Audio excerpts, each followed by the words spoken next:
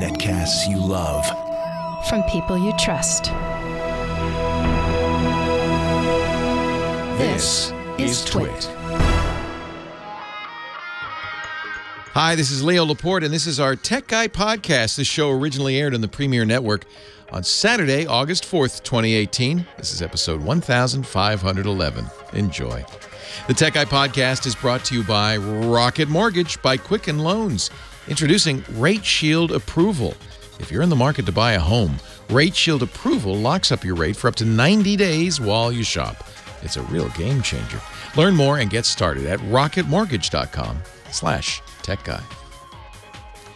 Well, hey, how are you today? Leo Laporte here, the Tech Guy. Oh my, time to talk computers, the internet, home theater, digital photography. We've got smartphones, we've got smartwatches, we've got all that jazz. 8888 Ask Leo is the phone number if you have a question you'd like to ask about high tech. Any topic at all. 888-827-5536. That's toll-free from anywhere in the U.S. or Canada. And, of course, you can still reach us from outside those areas. Just use Skype or something like that, voice over the internet. And if you have a way to call a phone in the U.S., that'll be toll-free. 8888 Ask Leo. $1 trillion. What's that quote from the Social Network? $1 million isn't cool. You know what's cool? $1 billion. You know, $1 billion isn't cool. You know what's cool? $1 trillion. That's Apple's market worth, its value. The number of shares outstanding times the stock price, which is over $200 now, equals its market capitalization. It's completely meaningless. It doesn't mean a thing. It means the stock's worth something. But we knew that, right? That's important. That is important to Silicon Valley companies especially, but any company. Not because they get any money when you buy their stock, but they don't. They got the money when they did the initial public offering. And then every trade thereafter goes to whoever bought the stock in the first place, whoever currently owns it, that kind of, you know how that works. So it's not like Apple sees that cash in its pocket, but there is some real value to having a high stock price. Actually, that's not quite true. There's real value to having a stock price that's on its way to being a high stock price. One of the problems with being worth as much as Apple's worth is, you know, inevitably people are going to say, well, how high can it go? Is it at its peak now? Obviously, the stock market thinks it's got higher, it's got more, or they wouldn't be buying the stock, right? So that's why it's valuable to the company, because companies in search of talent, and boy, in Silicon Valley, that is a big deal. Companies like Facebook and Google and Apple are in a vicious battle for the best engineering minds. The best coders, the best designers, the best hardware engineers, and every other position they needed to fill. The best marketers, the best whatever, janitors. In order to get the best, you have to pay them well, yes, but really what most, especially the coders and the engineers, the most savvy engineers are looking for is stock. And actually, if you think about it, you'd be better off joining a company that's about to go big than you would be joining a company that's big. Nevertheless, there's some, you know, we're going to give you 1,000 shares of Apple, you know, times 200. It's not so bad. You have to be here 3 years, vest it, and then you can sell it. And then the hope is, well, I hope it'll be $300 or $400 or $700 by the time I vest, and I'll be rich. And that's, unfortunately, I'm sad to say, often what attracts talent in Silicon Valley. You got to have an interesting job and something interesting and fun to do. But I'm told, I don't know. Because the one time I had stock in a company, it didn't pan out so well. But I'm told that that's what engineers are thinking about when they're choosing between Facebook and Google and Microsoft. Who has the better upside? You know, who's going to make me rich? Boy, it makes you wish you had taken a degree in computer science, doesn't it? Huh? Should have learned that programming when you had the chance. Should have gone to code camp, geek camp, instead of journalism camp, radio camp. What was I thinking? New York Times has a fun interactive graphic on what $1 trillion really is, what it means. Apple was, to put it in perspective, Apple was $100 million from going out of business. $100 million from going out of business. They had a few months left in the mid-90s. Gil Amelio. You remember him? No, you don't, because no one does. Gil Amelio was in charge at the time. Gil Amelio? Yeah, after Jobs got fired, then Scully got fired. They brought in a guy named Spindler. He got fired. They brought in a guy, I might be missing somebody in the middle there. Then they brought in a guy named Gil Amelio, who's chiefly famous for chopping up companies and not really known for Silicon Valley vision, let's put it that way. And he pretty much ran the company into the ground with the help of his predecessors till it was almost out of business in the mid-90s. Steve Jobs comes back very famously. He, you know, there's some question in people's minds about whether he kind of engineered this. He told a few people, yeah, this is my plan, you see, my evil plan. In the meanwhile, he bought Pixar, which was kind of an unknown hardware company,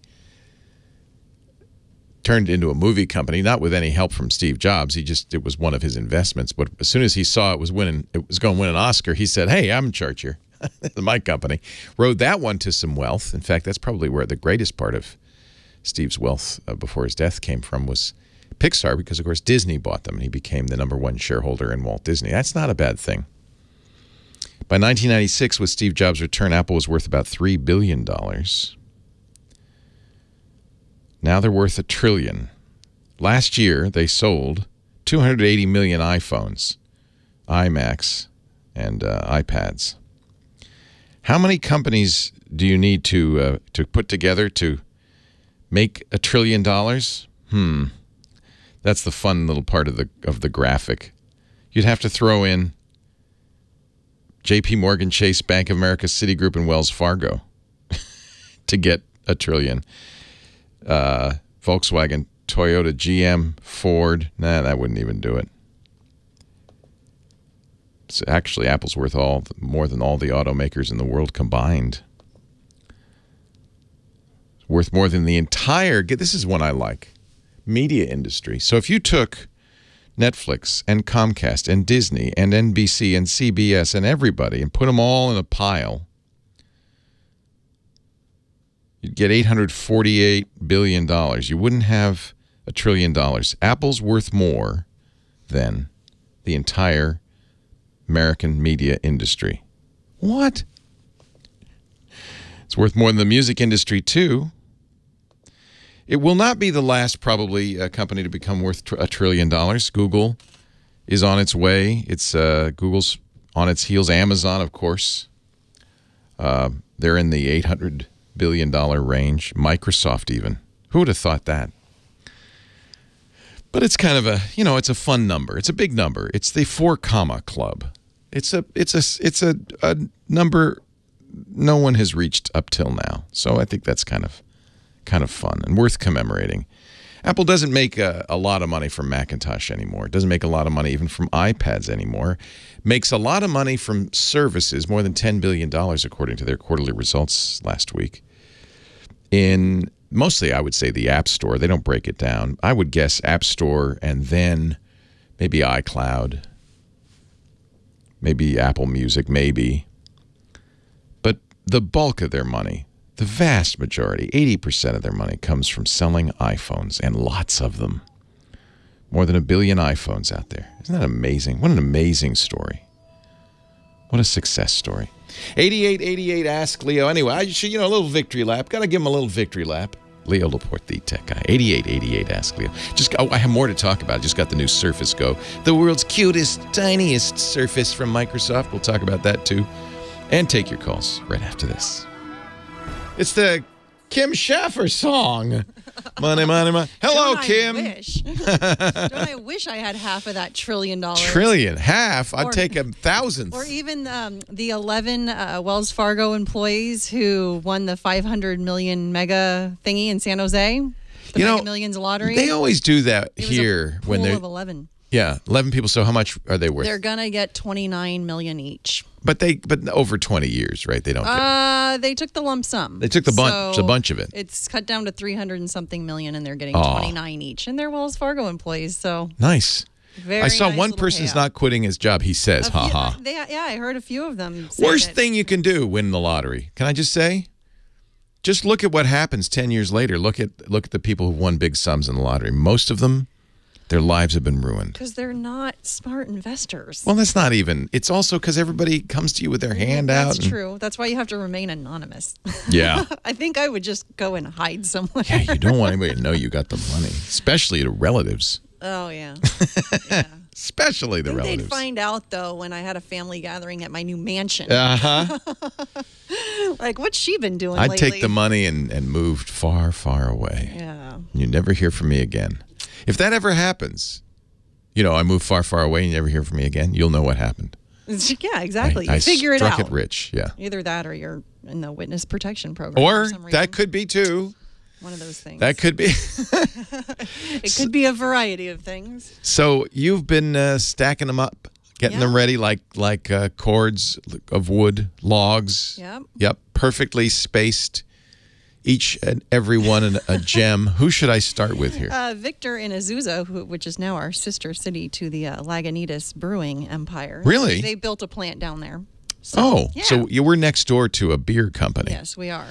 You know what's disappointing to me? I always thought if you worked or lived next door to a beer company, the air would smell like beer, but it does not. It smells like hops. And then you also get that Sonoma aroma, and those things mixed together are just not a good combination. Because when you plant the hops, you have to fertilize the hops, and that's not good. Smelly out here on hot days, I tell you what. All right. I'm sorry. Now I got distracted. Let's go to Azusa. Thank you, Kim Azusa, Sheffer. He wants to buy a drone, and I think you know a little bit about that. Oh, well, I know enough not to buy another one ever again. But that's more me than anybody else. Hi, Victor. Leo Laporte, the tech guy. Hello, Victor. Hi, Leo. Long-time listener, first-time caller. I had a question. I was looking to buy a drone to be my first high-end drone. I was looking at the DJI Maverick 2. It's my favorite, Mavic. Yeah, it's my favorite. Yeah. You've had drones before? The most expensive drone I've ever owned before was about $300. So not really, yeah. They're okay, so there's a big difference, but... So drones are those quadcopters, kids, and they wouldn't exist if it weren't for the iPhone, to be honest, because what happened is the mass manufacture of the iPhone made it possible to manufacture the stuff that makes a drone work, that it makes it fly, the accelerometers, the GPS, the computers in a tiny package. All of that really comes from the manufacturing wizardry that China's learned thanks to the iPhone. So DJI, which is a Chinese company, it's widely considered the best quadcopters. They have very expensive, the Phantom high-end, but this Mavic Pro is kind of in the mid-range. And I had a Mavic Pro and loved it. The advice I was given by my drone guru, my sensei, we call him the Quad Father because he's a priest and a drone sensei, was to start small with cheap because you'll break them, you'll crash them, you'll lose them. And that was good advice. I've lost every drone I've ever owned, even the expensive Mavic Pro. Oh, wow. Well, yeah, it was my fault.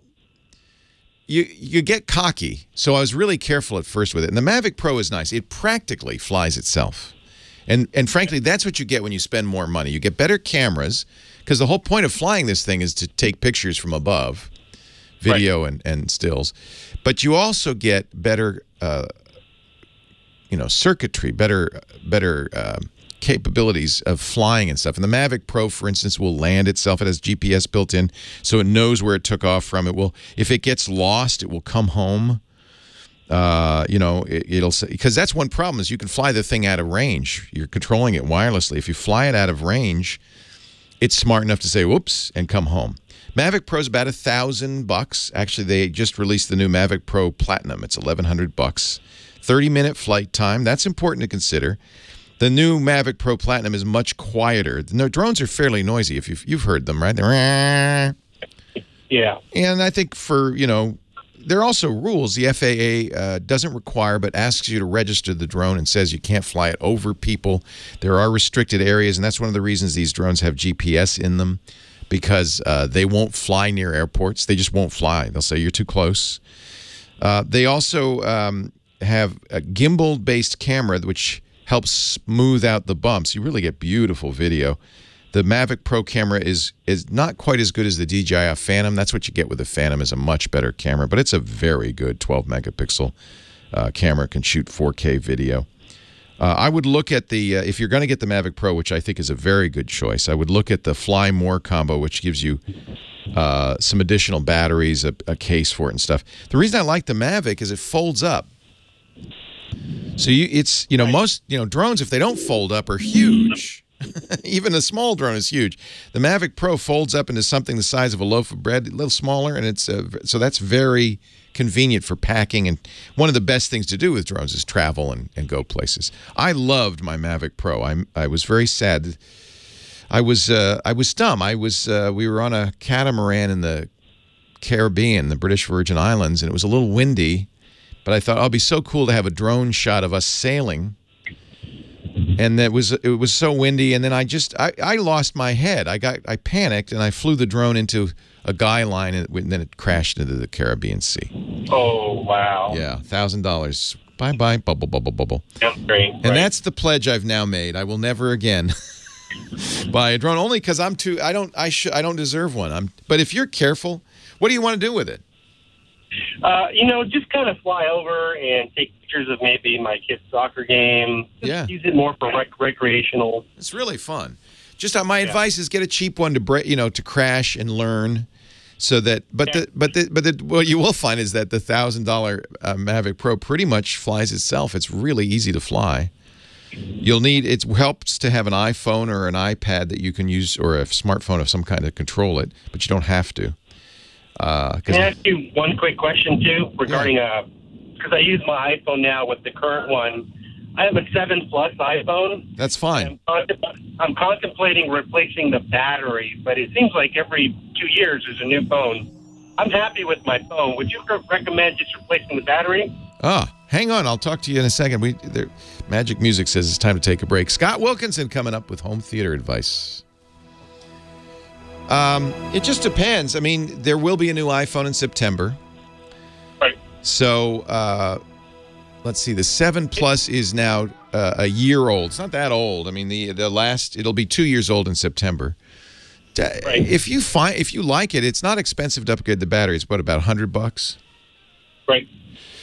And you should check and see. I don't know if that one is under warranty or not, because they were having battery. It's not. I'm just happy with it. I bought every new phone that's come out. This one I held off on the 10, but I was like, okay, did I get it? It just seems like they slow down after a while. For some reason, when there's an update, it gets a little glitchy, and I'm just afraid I'm going to spend money. It's going to last, and then. Well, they say that the real slowdown problem is the battery. Right. In fact, Apple was actually forcing the slowdown because the battery capacity, you didn't want it to go too fast. You could crash it. So a new battery will reset that, and you may even find it's back to its full speed. You can also reset it, because the solid state drives in these phones do slow down a little bit over time. But I think replacing, if you're happy with it, I would say replace it. You'll get another year out of it, and then 2019 maybe you'll get an iPhone then. The new iPhones we know. We're pretty sure are 3 new models. There'll be a giant 6 point. They'll all be like the iPhone 10. There'll be 2 OLED models, one just like the existing iPhone 10, one with a bigger screen, a 6.5-inch screen, kind of the size of your 7 Plus, and then a smaller screen, kind of the size of the 7 or the 8. That will be LCD. There'll be a relatively low-cost one. But remember, these are $1,000 each. They're expensive. Yeah, they're expensive. Yeah. Okay, great. I appreciate it. You're amazing, and thank you for taking my call. Have fun with your drone. You're going to love it. I will. I love it. Thank you. So jealous. Bye. I wish I could have a drone, but I don't trust myself with a drone anymore. Hi, Scott. Hey, Leo. How you doing? I'm good. Oh man, I would feel really bad if I crashed a $1,000 drone. The funny, I mean, it's like the fourth drone I've owned. I've crashed them all. But I thought this one I won't. And I was really careful at first, and it was very safe, and it was good, and it never crashed. And you know, it avoids trees. It's pretty smart. So wow. I did the one thing you could really do to crash it. Of course. And actually, I had paid for it. I didn't realize for $99 they have this refresh program. If you get it wet, they'll fix it. So if I forgot I'd paid for that. If I had remembered that, I would have sent my son and said, "I'll dive in and get it." It was, I don't know how deep it was. It might have been too deep, but I said, if you could have gotten it, you could have gotten it repaired. If you could have gotten it, I could have gotten it fixed. I forgot about that. So I just don't deserve one. That's the fact, Jack. I don't deserve a drone. Also, frankly, I don't have enough use for it to really. It's a toy. It's a fun toy. Yeah, I'm sure. Yeah. But I don't like necessarily being outside in direct sun anyway. I know. The fireball hurts. It hurts. It does. It does. Yes. It hurts me anyway. Yes. Some people like it, and that's fine. But yeah, we were at Tahoe in the fireball zone. Man. Yeah. That was fun. So, what do you want to talk about? Well, I've got the new home theater of the month at the top of the homepage of ABS good. Forum. Yeah. It's really interesting. Yeah, it's not your typical home theater of the month. Oh, really? Is it a price is no object kind of a thing? It's a pretty high priced one. The point is performance over everything else. Okay. What if cost were no object and you just wanted the best performance? What would you do? All right, that sounds good to me. Yeah. All right, hang on. Here we go. Sure. I don't know why we play this, but for some reason, this is the theme for Scott Wilkinson, our home theater guru. It makes no sense. No, but I love it. He's the bump de bump in the champ de champ. He talks about home theater each week on this show. He's the editor at AVS Forum. And we love getting him on because sometimes he talks about, sensible things you can buy. But then I like doing that. Sometimes he talks about cost is no object. And you do this every month, right? The home theater of the month, right? Home theater of the month. We do this every month. And I vary it as widely as possible between people who have, tried to save as much money as possible, spend as little money as possible, but get a dedicated home theater. Right. And I've had them down to $10,000. For a dedicated home theater, that's pretty darn good. Not including the theater seating, but other than that. Yeah, no, everything. Everything. Wow. Everything. Wow. That's nice. Yeah. All right. But then I sometimes feature theaters in the other direction. It's like when you go to a car show or you read car magazines, you read about the Ferraris and the McLarens. Yeah. You're never going to be able to, most of us are never going to be able to afford that. But you like reading about it. And so sometimes I feature home theater of the month that are, shall we say, more expensive. And that's what you got this week. This is if price were no object, if you had unlimited funds and you want to just get the best possible home theater, this would be it. This is one way to go. Now, the aesthetics of this theater are not for everyone. It's called the Event Horizon. Referring to black holes. And in fact, it is a blacked out room. The entire room is black. And all the speakers are exposed. They're hanging there and sitting there. You can see them. Now, these pictures were taken with the lights on, obviously, right? You had to have some pictures to show people. But when you go in there and you watch a movie, and this one's in L.A., so I've actually been in it. I've actually watched some stuff in it. It's astonishing. You don't see any of this stuff. I mean, all that weird stuff on the ceiling and the floor and there's the walls. Sound treatment stuff. There's Correct. Lots of speakers. It's a 9.1.6, which means what? Yeah. 9? 9 speakers around you. One in front. One subwoofer. Oh, one sub. Yeah, and 6 speakers overhead. Oh, it's double Atmos. Yeah, it's Now, one thing that's really cool about this room is the subwoofer. If you obviously we're on the radio, most of you can't see, but behind the screen is an array of subwoofer drivers. That is the actual vibrating thing that makes the sound. There are 12 of them back there, and they're arranged in such a way. It's technically known as a single base array. They all produce sound that ends up being what's called a planar wave. It's just instead of emanating spherically out of a subwoofer, it emanates in a plane and marches down the room in a plane. Oh, man. It's amazing. Now, so you might really, think, it's a wave of hot sound firing at you. It would knock you sound, back. Yeah. Oh, so when you shakes say, the seats. See, I thought he doesn't have butt kickers in his seats, but the seats still. I thought, Joy, you really cheaped out, guy, with a 916 system. You got 9 speakers, 6 above you, and 1 lousy subwoofer. I thought he really, but I guess not. No. He built this himself. What? He built this subwoofer away, and he said Mike's an aerospace engineer, retired. He's a retired aerospace engineer, electrical engineer. And when you say built it himself, he actually built the entire room too. That's right. I mean, that's right. He put an addition on his house just for this. Yes. Now, when I'm thinking, okay, I'm going to build a theater out back. Is there any consideration when you're laying the foundation? Sure. Like what? Well, ideally, you want the dimensions of the room to be a certain relationship to each other. For example, you do not want a square footprint or a cubical room, because that will reinforce what are called room modes. The sound bouncing back and forth, basically. Yeah, creating standing waves within the room. Yeah. Now, this single base array does a great job of reducing those room modes. Yeah. Not only that, he's got 3 feet of absorptive material in the back wall. Wow. So the base waves travel from the front to the back, and then most of them get absorbed. So he doesn't have standing waves in the lengthwise direction, and he doesn't have standing waves in the width or height either, because of the way that this planar base wave works.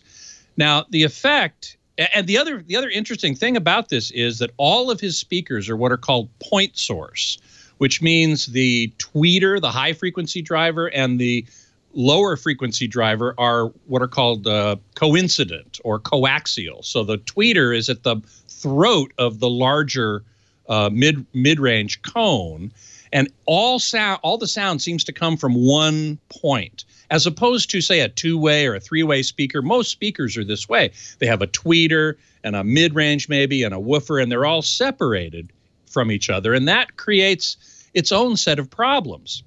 Whereas these point source speakers, everything is the pinpoint accuracy of putting instruments in different places around the room is really astonishing. He built enclosures as he's framing up. He built enclosures for all the speakers. What is the material in this back wall? I'm looking at it. The back, that's 3 feet deep, by the way. That's the absorption.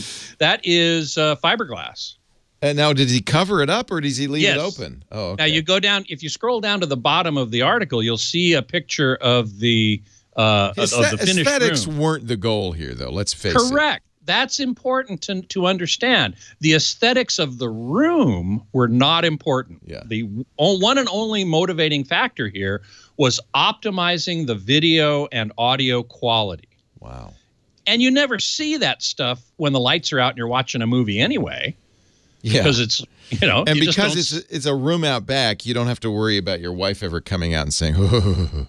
Well, now, actually, it's an extension of a room in the house. Ah. So there was a room already there, and he just extended it another 16 feet into the backyard. But there's a wall and a door, obviously, because you don't want any light. In fact, a double door and tons of acoustic, paneling and buffering. Paneling and impediments so that it doesn't get into the rest of the house. Oh, yeah, because otherwise that wave of sound could really annoy the neighbors. Holy exactly. cow. Only room for 6 people in this theater. Yep, it's true. Yeah, yeah. But that's every single seat is a good seat. That's exactly right. There's less than 1 decibel of difference in the bass response between any of the 3 seats in any of the rows, in either of the rows. Now I'm going to ask the question that everybody is going to ask, and you shouldn't have to ask this question. You should just if you have to ask, you can't afford it. You should just allow it to exist without thinking about all those nasty details like how much did it cost? Well, this is part of Home Theater of the Month. I always insist on publishing that information. The theater itself cost, with all the treatments and the equipment and the seating and everything, $75,000.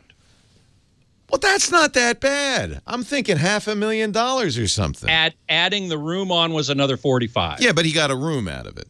But he got it. Yeah, well, yeah. You can't use it for anything. But I mean, I've seen home theaters that are far more expensive. That's actually not too bad. Speakers were Danley's Reaction Audio, and he built his own subwoofer from 12 Fi-Car IB315 drivers. Those are automobile subwoofers. He knew what he was doing. Yes. Use monoprice cables, really I'm proud to say. That's where he saved a pretty penny. Scott Wilkinson, read all about this and more at avsforum.com. Leo Laporte, the tech guy. Wow. Wow. So when I retire... You too can and build I a room move like to that. Hawaii, I'm going to build a room like that, baby. Man, I might have Mike in L.A. come out and build it for me. Sure. Yeah. Wow. Well, after he retired from being an engineer, he now flips houses in L.A. Oh, well, there you go. So he knows what he was doing. Yeah. It looked like he did. I mean, I'm looking at the foundation and everything. Boy, that would be fun to have, wouldn't it? It's amazing. Like I said, I'm fortunate enough to live in L.A., and so I've actually been in there, and we've listened to some stuff. We listened to some music. I saw you listen to this Hans Zimmer DVD. Yeah. Oh, and does he only play Blu-ray out of that thing? Oh, no. Well, Ultra HD Blu-ray. Right. Blu-ray and Ultra HD Blu-ray. That's primarily all he ever. I mean, he's not going to stream a Netflix movie in there. Well, I think I don't remember now whether he has a streamer. I think he does. How funny. He might, and clearly he's got a lot of video processing too, which would clean up a lot of streaming problems. True. Yeah. Well, the nice thing is the article has the spec sheet, so you could duplicate this. You could. You could. All right, all yours, my friend. Thank you. So let's see. Braces. Somebody, Emily the Strange braces herself. Yeah, 75,000.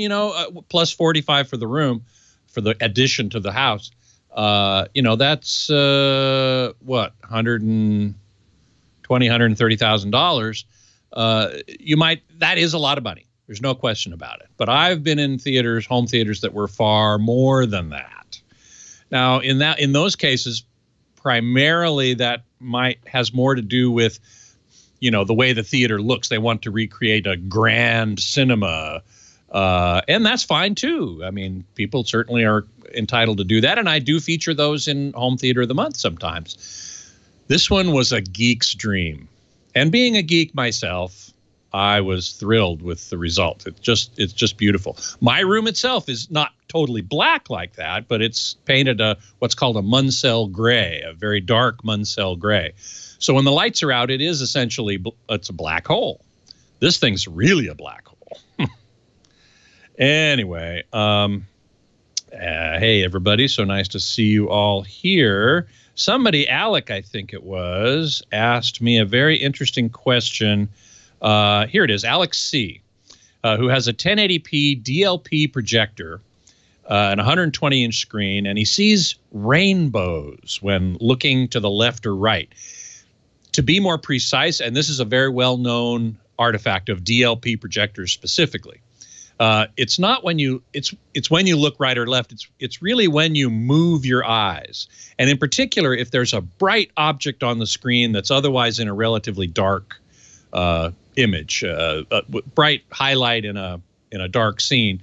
If you move your eyes around, you will definitely see rainbows, and the reason that is because single chip DLP projectors, which is what virtually all home oriented DLP projectors are. They have one imager and light shines on it. And you think, well, how can you get 3 colors, red, green, and blue? Well, you put what's called a color wheel, spinning color wheel, in between the light source, a lamp typically, and the imager, which is forming the picture.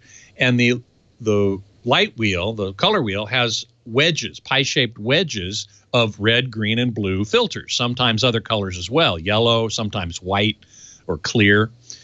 And that wheel spins, and the DLP chip forms the red part of the image when the red filter is in the path, and the blue part of the image when the blue filter is in the path, and the green part of the image, and so on. And that's how you get rainbows. And I'll talk more about it. Can you stick around to the top? Happy to. All right. Thank you, sir. Leo Laporte, the tech guy, 8888 Ask Leo. That's the phone number. Let's go to line 4, and Carlin in Redondo Beach, California. Hello, Carlin. Hello. How are you, my friend? Wanted to take you off speaker. That's okay. Because I was trying to get stuff done. Yeah, of course. Yeah, I'm fine, thank you. And I listen to you all the time. Thank you. I appreciate that. On the great KFI. Pardon? On our mothership, the great KFI. Absolutely. Absolutely. Yeah, not as techie as most of the questions. No, that's fine. In fact, I prefer it, to be honest with you. It makes it easier for me. Yeah, well, this is pretty straightforward. Okay. I have a iMac. It's probably 5, maybe 6 years old at this point. Okay. And it was getting slower and slower and slower, and I knew that I was just about out of, I guess, memory. And I took it in and asked if they could, do something, give me more memory, blah, blah, blah. And they told me it was too old to even get parts for. When you say you took it in, did you take it to the Apple store or just somebody? No, I didn't take it to the Apple store, but I did discuss it with them. Okay. I bought my Apple Air, my Mac Air. Yeah, always, if you're going to do this, it's probably worth taking to the Apple store as opposed to some third party, partly because Apple doesn't sell the parts to anybody. So if you wanted Apple parts, you'd have to go to Apple anyway. Well, I don't know if I can do anything. An iMac is a hard thing to upgrade. That's why, by the way, it's upgradable. They just didn't want to do it. And I just need an iMac to do something with it because it's useless the way it is, Yeah. and I can't throw it away because of all the information. So yeah, so I'd be willing. I'm trying to figure out what's wrong with it. So 5 years old isn't that old? It's just full. It's too full. Your drive is full. Yes. Okay. So I'll give you a couple of things. Get into it to delete stuff. You can't start it up anymore? Well, I can start it up, but it's so slow. That's fine. So here's what I want you to do. Okay. This thing is not so old that you should throw it out or get a new. You don't need a new one. It's not. It's a beautiful screen. Yeah. This is 2013 is not that old. Mm-hmm. So what you want to do is go to the big box store or anywhere and get an external hard drive. Okay. You're going to get one that's as big as the drive you've got at least, which is probably, I mean, I think a terabyte would be probably plenty. That's 1,000 gigabytes. That's more than I have. Yeah, I'm sure it's more than you have. But something that you can plug in. You want a USB one. You're going to plug it in. And then you're going to boot up, and it's going to be slow, but you're going to copy your stuff over to this external drive. And when I say your stuff, I just mean stuff in your folder. You know, there's a users folder. In the users folder, there's your name, your login name. Just the stuff in that folder is all you need. And once you do that, everything on Carbonite. So. Good. But you should have a local backup copy of all of this as well. But I'm glad to hear you have Carbonite. That's great. I do it on the Mac Mac Air. Yeah. I have everything on there too. Yeah, good. But it's always good to have you want 2 backups. You want one local and one off-site. So these hard drives are under $100. They're cheap. Okay. You're going to back it all up. You're going to copy everything off to that hard drive. Because then what you can do is you can start over with your computer. So the way you do that, it's pretty straightforward. You shut it down, completely, and you press the Command button and the R button at the same time. That's going to Command R. Command R. That's going to put it in recovery mode, and then you're going to turn it on. You can turn it on and then press Command R, but you want to do it pretty quickly. It'll take a while. Once you see the apple, you can let go of the Command R. It'll go into the recovery mode, which will allow you to, I would do this, erase the hard drive.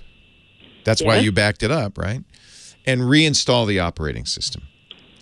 Are there programs you use that you need that you don't have, you can't download, or is everything from the internet? What do you know? Well, the only thing I have are a couple of games that are no longer available, but... do you mind losing those? No, I've got them on the other one. I've replaced them. I think it's a good idea to start, this is called a clean install, to start from scratch, erase everything. And the reason I like that is that way you're, first of all, maximizing your hard drive space because you only have the Macintosh operating system on there. And then judiciously you can put stuff back on. But you've got that external drive, and you can leave it connected. It's now an extra drive that'll show up on the desktop and everything, just as if it were internal. So this is one of the disadvantages. How do I get the operating system on it? It's all there. Command R will give you a chance to go to the disk utility and erase the drive. That's the first thing you do. And then you'll see in the menu of commands, once you exit the disk utility, you'll see Reinstall macOS. Really? Yeah. And then update it to what it currently is, which is 5 years from now. Yeah, well, actually, you want to update it to High Sierra, the latest version. Well, yeah, I have that. Good. So that's probably what we'll install. Usually you have a choice between installing the operating system it came with or the one that's currently installed. And truthfully, you want the current one, High Sierra. Absolutely. Yeah. At that point, even if you have a tiny drive, I don't know how big your drive is, but Mac OS itself is probably 50 gigabytes at most. So you should have a lot of space on there. When I first got it, I didn't think I'd ever use it. Yeah, exactly. What's happened is you've kept all these photos and video, and stuff fills up, and so. But you got it on Carbonite, and you have it on an external drive now. So you've got two copies of it. So you can erase the original. That means once you copy to the external drive, and you check it too to make sure you got a good copy. Erasing the internal drive will mean you only have 2 copies instead of 3. But so make sure that you've got a good copy of everything you really want, like those pictures and so forth, and then format the drive and reinstall it. That should speed everything up. It'll that computer is plenty fast for you. You don't need a new computer, is what. No, I don't need a new computer. I was wondering what to do with this one. Well, you could give it away, and that's, by the way, the first thing that anybody you give it to would do is wipe it, reinstall the operating system, and then they're going to say to themselves, gee, I wonder why Carlin gave this away. It's so nice and fast. Well, it really is a nice computer until it's plugged up. Yeah. So how do I, when I copy that drive, how do I do that? Just drag it over. Just what? Drag it over. If your system were running faster and were easier to use, I would say install a program called Super Duper. Oh, in the computer? Yeah. But I think you don't want to do that. But the ideal way would be Super Duper, because when you run Super Duper, you can make an exact clone of the internal drive on the external drive, and that can even be booted to. So that way you have that's what I do. I have several backups. Obviously, I'm a backup queen, but one of the backups I have is a Super Duper backup on my iMac at home of the internal drive. That way, if the internal drive dies, I can still use the iMac because I can boot to an external drive. And then I have Super Duper run on a schedule every night at 2 in the morning. It says, "Is there anything new? Oh yeah, let's copy that over," and it maintains a bootable drive that's a clone of my internal drive externally. That's really useful to have. Does a common data, which I have there and haven't used for many years, is that of any use here? Say it again, common data? What is that? I think that's what it is. What is it? I don't even remember. I've got pieces in here that I haven't touched. I don't know what it is, so I can't help you. I'm sure it's useful and fine. I don't know what it is. But I think this is the best thing to do. You don't need a new computer. I don't, sometimes people think, oh, Leo, you're just always trying to get people to buy new stuff. No. Honestly, you're fine the way you are. Leo Laporte, the tech guy.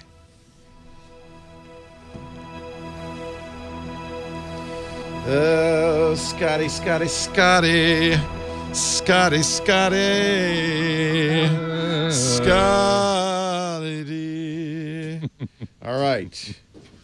All right. You've heard me talk a lot. I have heard you talk a lot, and it's always wonderful. Hold on a sec. Okay, all yours, Mr. Scotty. Thank you. Yes, sir. K-Lou2 in the chat room is asking, does anybody remember Home Theater magazine? Why, yes, I used to work on it. I used to enjoy the articles, particularly by Corey Greenberg. Yeah, he was quite the character, wasn't he? Yeah, he did definitely go to the National Lampoon School of Writing. He was very entertaining, and he did know his stuff.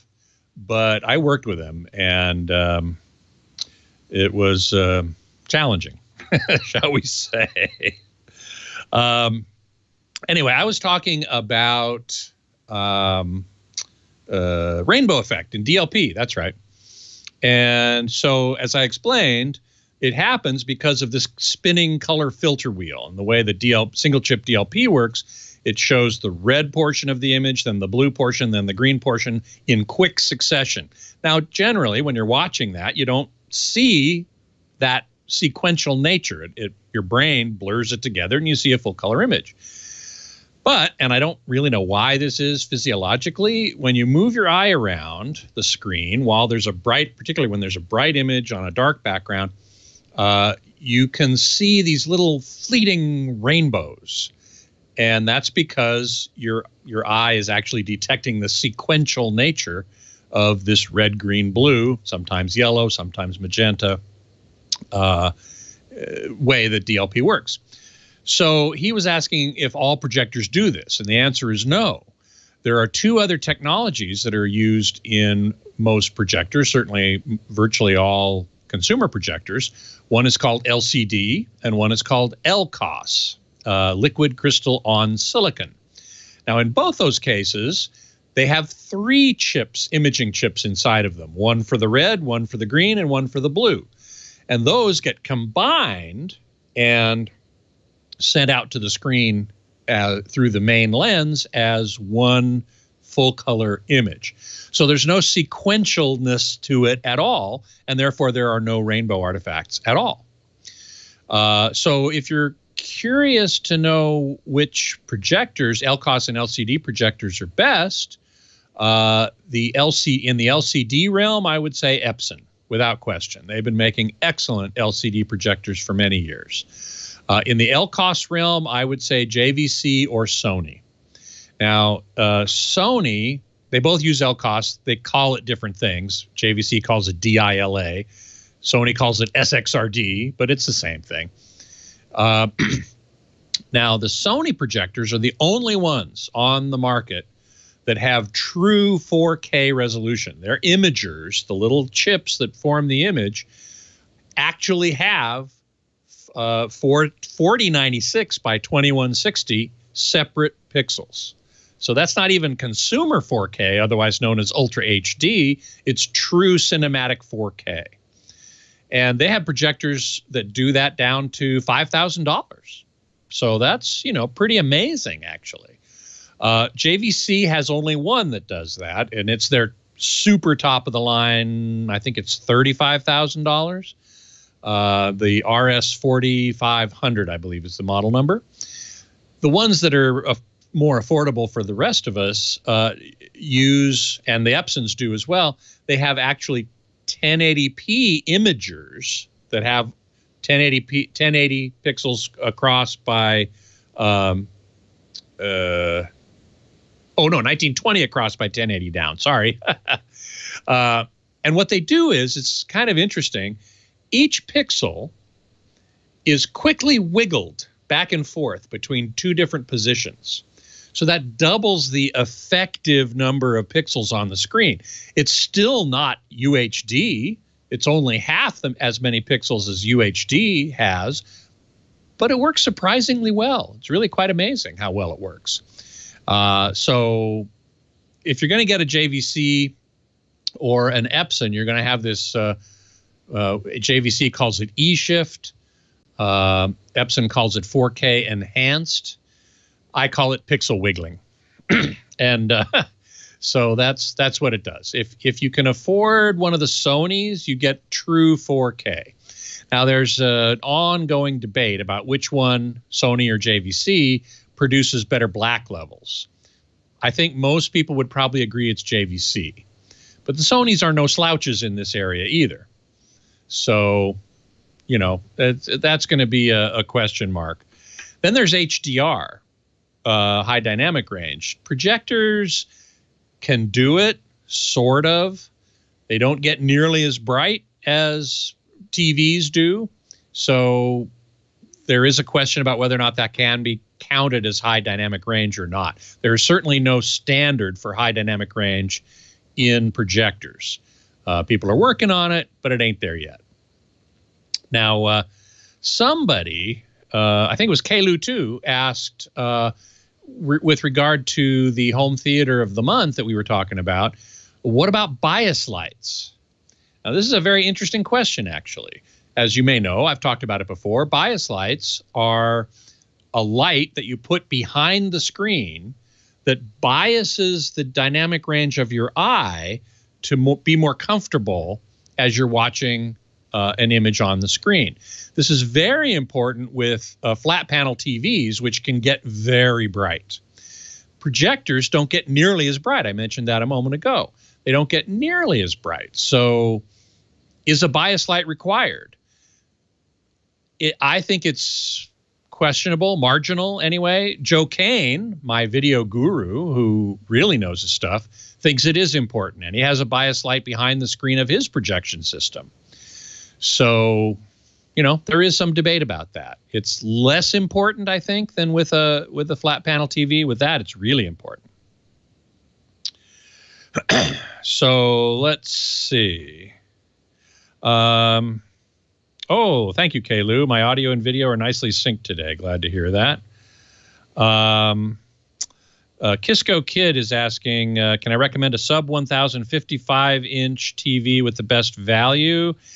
Does the Vizio P65 go under $1,000? Look for the P55. I'm not sure. I'd have to look that up. Certainly TCL does. And TCL, we've been talking about that in the chat room as well, is a great value. It's not the best TV in the world by any means, but it's really good for the money.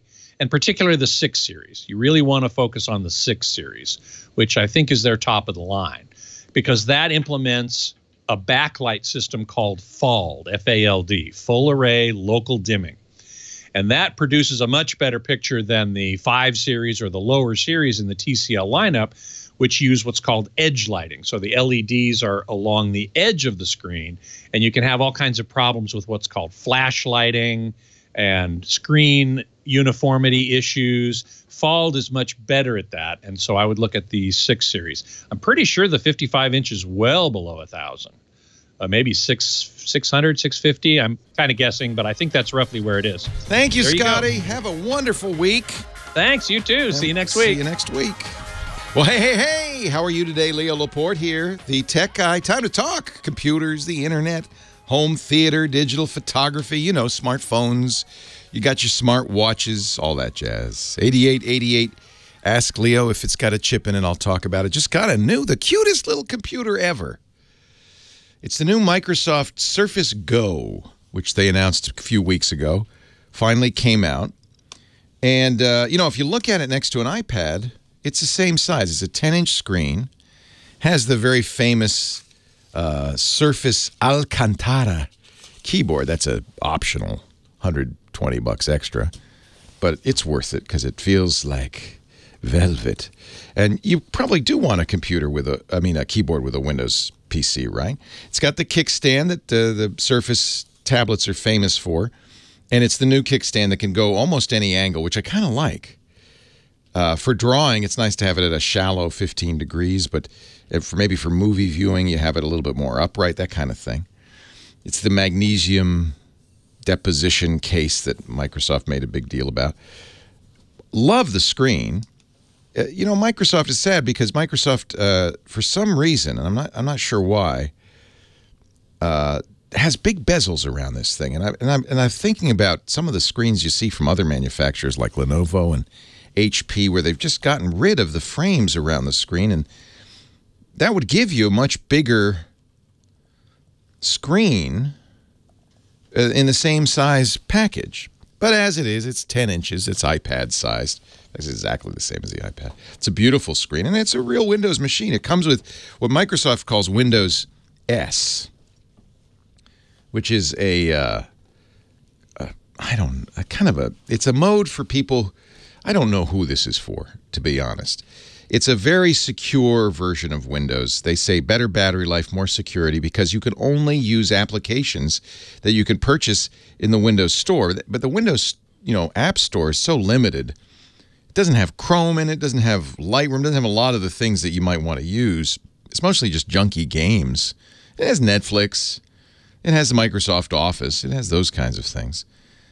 But the nice thing about this is you can turn off S mode free. It's instant. You don't even have to reboot. And then you have a normal Windows 10 Home PC.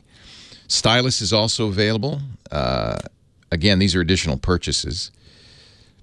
Microsoft announced the Windows Surface Go at $500, $499. But the version you want is going to cost $150 more. The version that is $499 only has 8 gigs of memory. It only has 64 gig hard drive. Although that's not such a bad thing because you can add an SD card. I put a 256 gig SD card in, so you can expand the storage by quite a bit. It is a bad thing, though, because it's eMMC memory, which is slow memory. So you probably going to want to spend the extra $150 and get 16 gigs of RAM, 128 gigs of faster memory. And then I expanded it with another 256 gig. Now it's a pretty usable computer. It's got a weird processor. Intel calls it a Pentium Gold processor. We don't know a lot about it. It was created for this device, but at least it's an Intel processor. It's not ARM. We've seen similar devices running much slower ARM processors from Qualcomm. This is a nice Intel machine. It runs fairly decently. I haven't had it for very long. Just got it last night, so I haven't really been able to put it through its paces, but it doesn't feel sluggish by any means. It just feels small. This keyboard's a little smaller. The screen's a little smaller. I'm used to using an iPad Pro, so I'm not shocked by the size. But I think anybody who's used a 13-inch or a 15-inch laptop will say, wow, how do you do anything on this? But that's the point, is that it's very compact, portable. It's like carrying around an iPad. In fact, it really is designed to compete directly against the iPad, roughly the same price as a similarly configured iPad. But it's got expandable memory. It's there will have LTE versions coming, but they don't have it yet.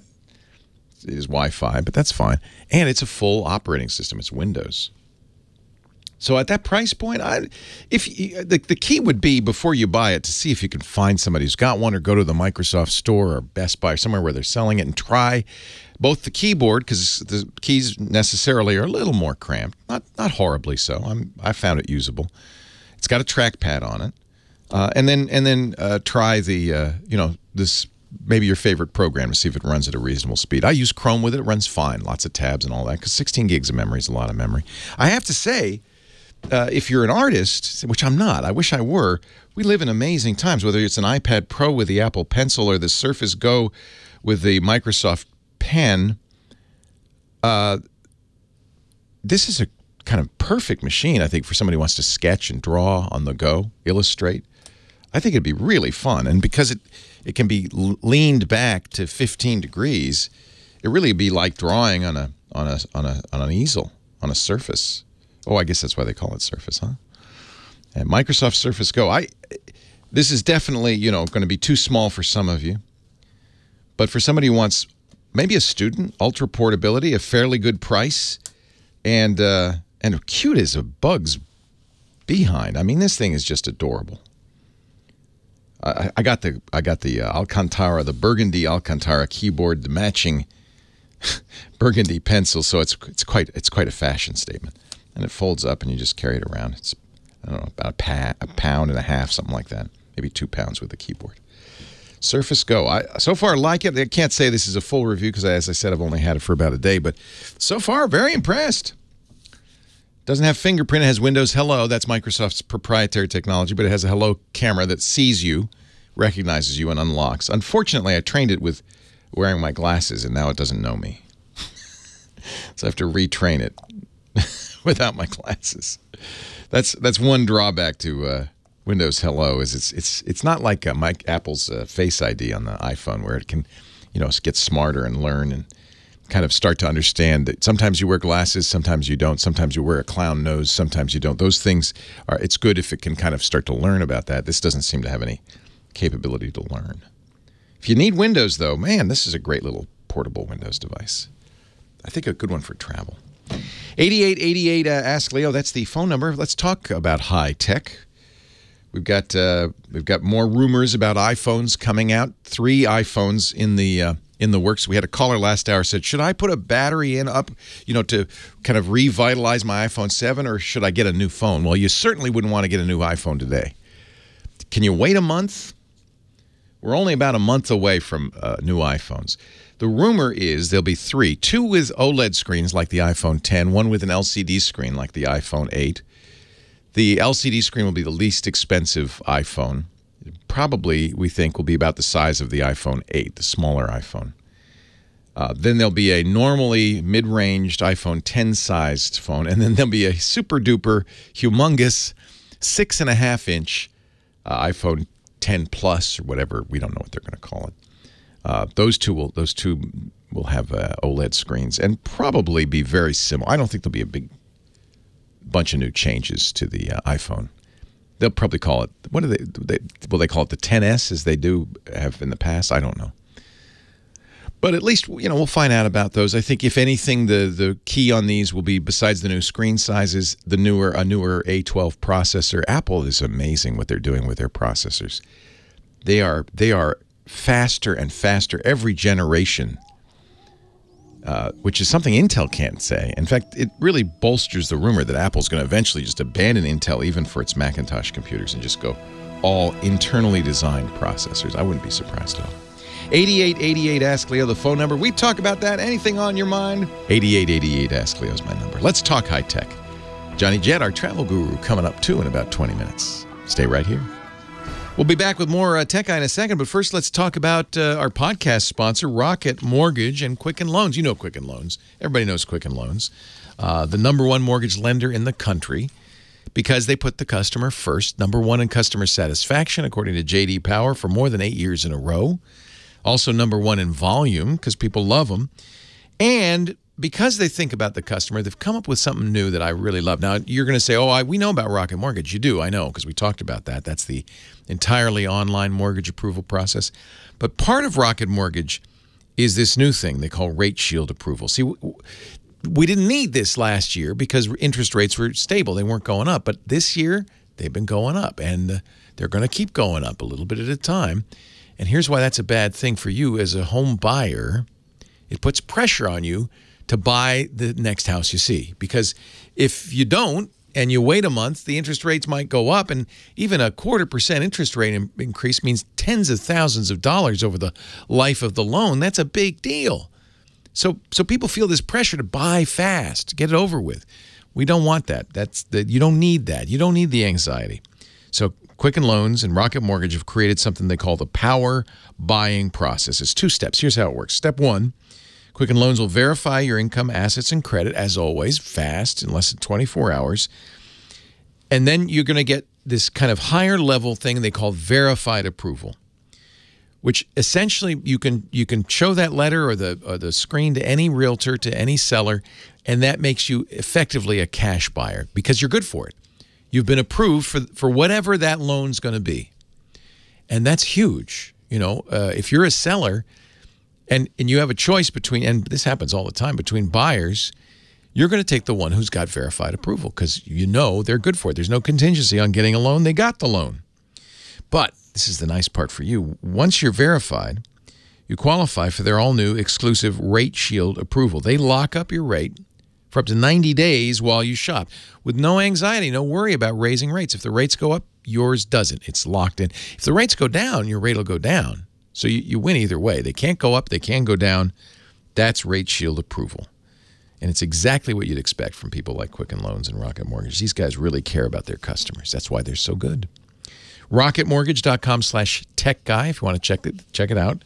In fact, get started now. RocketMortgage.com/techguy. That way, when you go house hunting, you can buy the house you want, not the house you feel like, I got to get this house.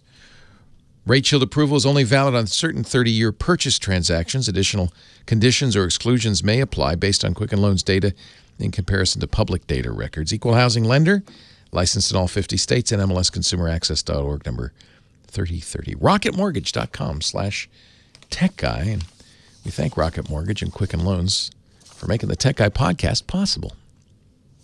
Leo Laporte, the Tech Guy, 8888. Ask Leo the phone number. Back to the phone. Steven in San Diego. Hello, Steven. Come to the phone. Hello, Steven. How are you? Yeah, and you can go by Steve, Leo. I'm fine, thanks. How are you? I'm great. What can I do for you? You know, you recommended that we buy an Epson ET2550 Eco printer. Yeah. Well, yes, they're an advertiser. I don't know if I recommended the 2550. That's kind of the base model. It certainly is. Yes. I have the 4550, which I really like. What's going on with your 2550? Well, you know, it works great. It's probably about a year and a half old, except that one color, the ink does not come through anymore. Oh, you have inkjet-itis. I have inkjet-itis, that's right. Inkjets really only make sense if you print a lot, like regularly, like daily, because they'll get clogged. And it's just now Epson gets mad at me when I say this. They say, "But Leo, we coat the heads with a special coating so they won't get clogged." It's true. The EcoTanks are less likely to get clogged. I presume to run the maintenance routines on it, right? The nozzle cleaning routines. Did the nozzle check, the nozzle clean, and I saw a third-party recommendation where you soak paper towels in ammonia and you get them underneath the head facility and you let it sit on there for 3 or 4 hours, trying to get that to release the clog. I've never done that. Have you tried that? I did. And? No luck. It works. Yeah, no, I wouldn't have called you if it worked. Yeah, and we're infrequent users. Yeah, we just got tired of the cartridges all the time. Right. I mean, the tank makes a lot of sense, but it really, any inkjet, the Epson EcoTanks are probably less prone to this, but any inkjet will get clogged if you don't use it regularly. My wife uses an EcoTank, and as long as she's printing every day, no problem.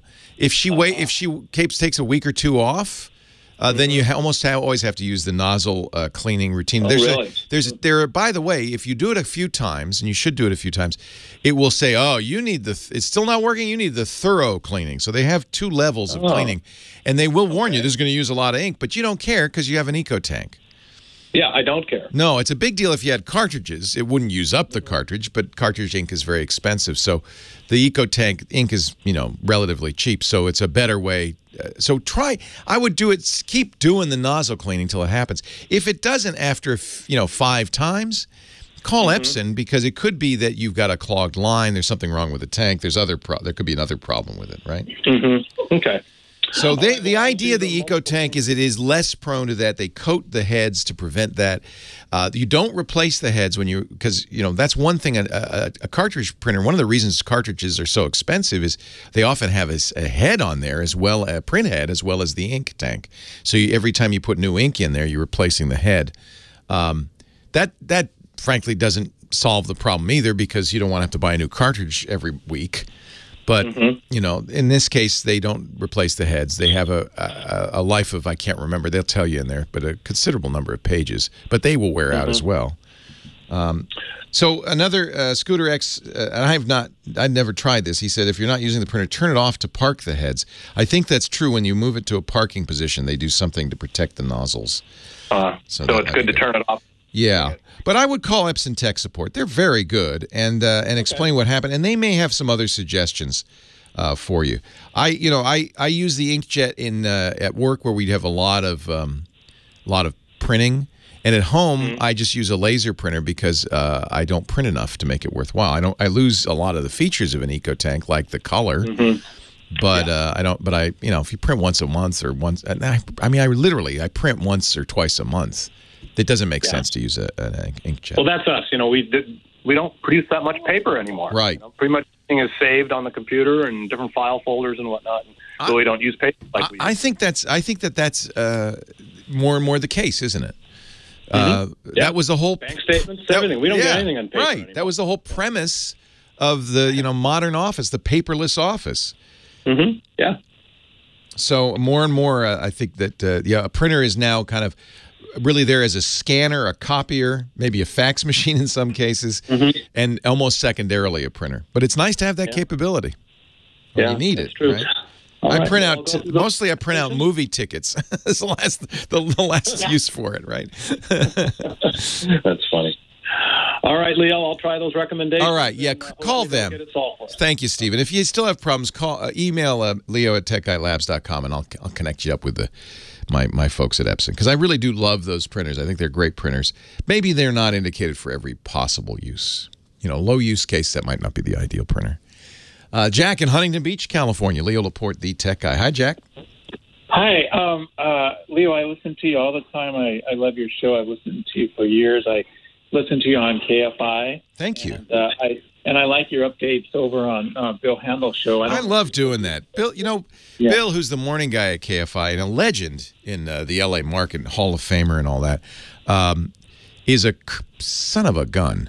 But he took me under his wing early on, and he's been so sweet to me. And he listens to the show. He's kind of, one of those wannabe tech guys. He loves gadgets and stuff. And I just love talking to him every Friday morning, on KFI. It's really fun. Yeah. Okay, so now I have a daughter that I have two daughters in college. One's going to UC Santa Barbara. One's going to UC Santa Cruz. Wow. Congratulations. Two good schools. That's great. Thank you very much. We went up there last weekend. It's beautiful. Oh, yeah. I grew up in Santa Cruz. My dad was a professor there. Love UCSC. In the redwoods. It's gorgeous. Oh, yeah. Yeah. And there's wild turkeys out there. Yes. Here, and it's just really fun. Yeah. But anyway, so she's studying bioengineering, my daughter that's going to UC Santa Cruz. She's going to be a freshman. Wow. She has an Apple MacBook Pro right now, but I want to get her a new one because they came out with the new ones recently. Oh, she is a lucky girl. So first thing I do is call UCSC, talk to the bursar's office. They almost certainly will have a student discount for you. They may also have recommendations based on it's a big Mac campus. The nice thing about most colleges now, but certainly the University of California, they have printers on every floor. She doesn't need a printer. I love the new MacBook Pros. I bought one myself, and I was prepared not to like it because I hated the keyboard of the old ones, and I wasn't crazy about the touch bar, and it's won me over. It's big time. Love it. Good. Okay. So I will give them a call. I definitely want to get the 16 gigabytes of RAM. Yep. More RAM's better. And you should, if she knows she's going to be in bioengineering, which is, by the way, heavily computational, it wouldn't be a bad idea when you call them or have her call the department and say, what do you recommend with regards to the processor and the RAM? Well, that's my question, is with respect to the processor. Yeah. Hang on for a second. We have to take a break, but okay. They're the experts. She should introduce herself to the bioengineering department anyway. I'm on my way. And this would be a great way to open that conversation. Leo Laporte, the tech guy. Yeah, I can't say for them. I bought the i9 because I have more money than sense. Yeah. But I love the speed, and it really is remarkable. I mean, it is remarkable. I don't think I need to go with the i9. No, I know you don't. Because it's $4,000. Yeah, what I'm comparing is the i5 versus i7. Yeah. And I think probably for her, so the bigger difference there, I'm trying to remember. It's both of those are quad cores, I believe. It's only the i9 that's 6 cores. Is that right? Okay. Yeah, I think that's probably right. And the only real difference in the i9 and the i7 is they're a couple of 100 megahertz faster clock speed. And $600. And a lot of money. So i7 is going to be very, very speedy for her. And that's why I want her to talk to the department. Because they may say, yeah, well, by the time you hit the junior year, you're going to want that extra processing power. They might say that. They might not. The i7 is so there's two things you look at when you look at the processor. There's the single core speed. And for a lot of what you do with a computer, you're only using one core, like browsing, email, web, all of that stuff. You're only using one core. If you're using specialized software, like, say, Adobe Photoshop, that's then the extra cores make a big difference in performance. But what so there's two things you're looking at is single core clock speed, and then the number of cores and the number of threads that they can do. The i7 is hyper-threaded, so it can do twice as many threads. Let me look at the specs on the 15. You're going to get a 15 or a 13, do you know? She likes 13, believe it or not. Yeah, for a student, I think 13 is a very good choice, actually. I would agree with her, because it's more portable, and it's plenty fine. So let me look at and you're going to get 16 gigs of RAM. That's the only drawback on the 13s is I don't think they go to the larger RAM sizes. No, they don't. Yeah. And then I'm also getting her the 512 storage. That's plenty. She can always get an external drive if she needs more than that. Exactly. Yeah. So, and that is pretty darn fast. That's a nice system. So that was my concern was, do I get an i5 or do I get an i7? How much more is the i7? It's like $300. Yeah. I don't mind spending it. It's just whether I don't want to overbuy, Well, if you buy right, you're going to buy one laptop for the 4 years. Right? So that's the goal. Is not to buy. Let me just. I'm pulling up the specs right now to see the differences between the 5. Thanks for your help today. Yeah. No, I love doing this. So the i5 goes up to 2.3 gigahertz. The i7 2.7 gigahertz. Yeah, I'd get the i7. Okay, and then I had worried because I know they were saying i9 heated up too much, and it doesn't. That's not actually the issue. Apple fixed that. Yeah, with the threading. I found it to be remarkably fast and not very hot. And does the i7 will still have as good a battery life as the i5? It'll be marginally less, but I found the battery life to be excellent. And one of the reasons is the processor, if she's not doing anything demanding, will slow down. Okay. And so they'll both be equally slow when she's just browsing or reading email. But what it gives her is more overhead. So when she is, and see, I think she's going to be in a program where she's going to be doing a lot of scientific software. She may need to crank that speed up. And so having that little extra headroom, that's going to make a difference. That's going to make a significant difference. I'll get the I'd spend the extra $300 and just say, this is it. Yeah. You're not getting another one until you graduate. Okay, Leo. Well, I love listening to you. Thanks. I just really do. So have a great time. And congratulations. Your daughters are obviously hugely successful. That's fantastic. Thank you very much. Take care. Bye. Hey, Johny Jet. Hello, Leo. Listen. He's been everywhere. That's our traveling man, Johny Jet. He's back home, I think. I am. I recognize your home attire. He's ready to hit. He's ready to hit the beach. Ago. You're going to play some volleyball. I could tell this afternoon. I could just tell. I see it. Where were you? I just landed from Boston. Boston? Yes. What were you doing in Boston? I was there. I was doing a press trip with Royal Sonesta, Vineyard Vines, New Balance. They brought me out to the Red Sox-Yankees game. I saw your picture from Fenway. I was so jealous. With Big Papi? Did you see the one with Big Papi? Yeah, how'd you get a picture with Ortiz? He came to the Vineyard Vines. Vineyard Vines has a little club at the inside of Fenway, but it's on the outside, so you can't see the field from there. But they have it's like a really cool space where you can play cornhole. They have a band, and they have TV screens everywhere. So if you have kids or if the game's boring like it was for me because the Yankees were getting shelled. Oh, that's right. You're wearing your Yankees cap. How did Big Papi feel about that? He was truly a really nice guy. He's like, you got the wrong hat on. And then but he told me that his very first bat was from Don Mattingly when he was 9 years old, a signed bat. So he doesn't mind the Yankees that much. No, he's genuinely. I heard this from other people, but you could tell he's a genuinely nice guy. He looks so nice in that picture. What a great picture to have. Yeah, we spent some time together chatting, and he's he's from the Dominican Republic. He lives in Miami now, but he's a real good guy. Wow, how fun! But Vineyard Vines invited me on to the game, and they sent me this shirt up to my room that had a big Boston logo. I'm like, there's no way I can't wear that, man. So I used my gaffer tape, as you can tell in that photo. Oh, that's what's going on. And I put the gaffer tape over it. So I another use for gaffer tape, ladies and gentlemen. It comes to good use. I now have a pen with the Johny Jet prescribed gaffer tape rolled up on it. I carry it around. It is awesome.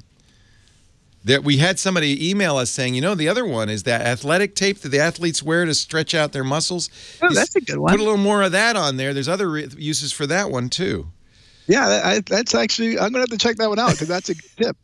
All right, Johnny does more than tell us what to put on our pens, though. He tells us how to travel in style like a rock star for beer money. So, this morning I had to wake up super early to make it back to L.A.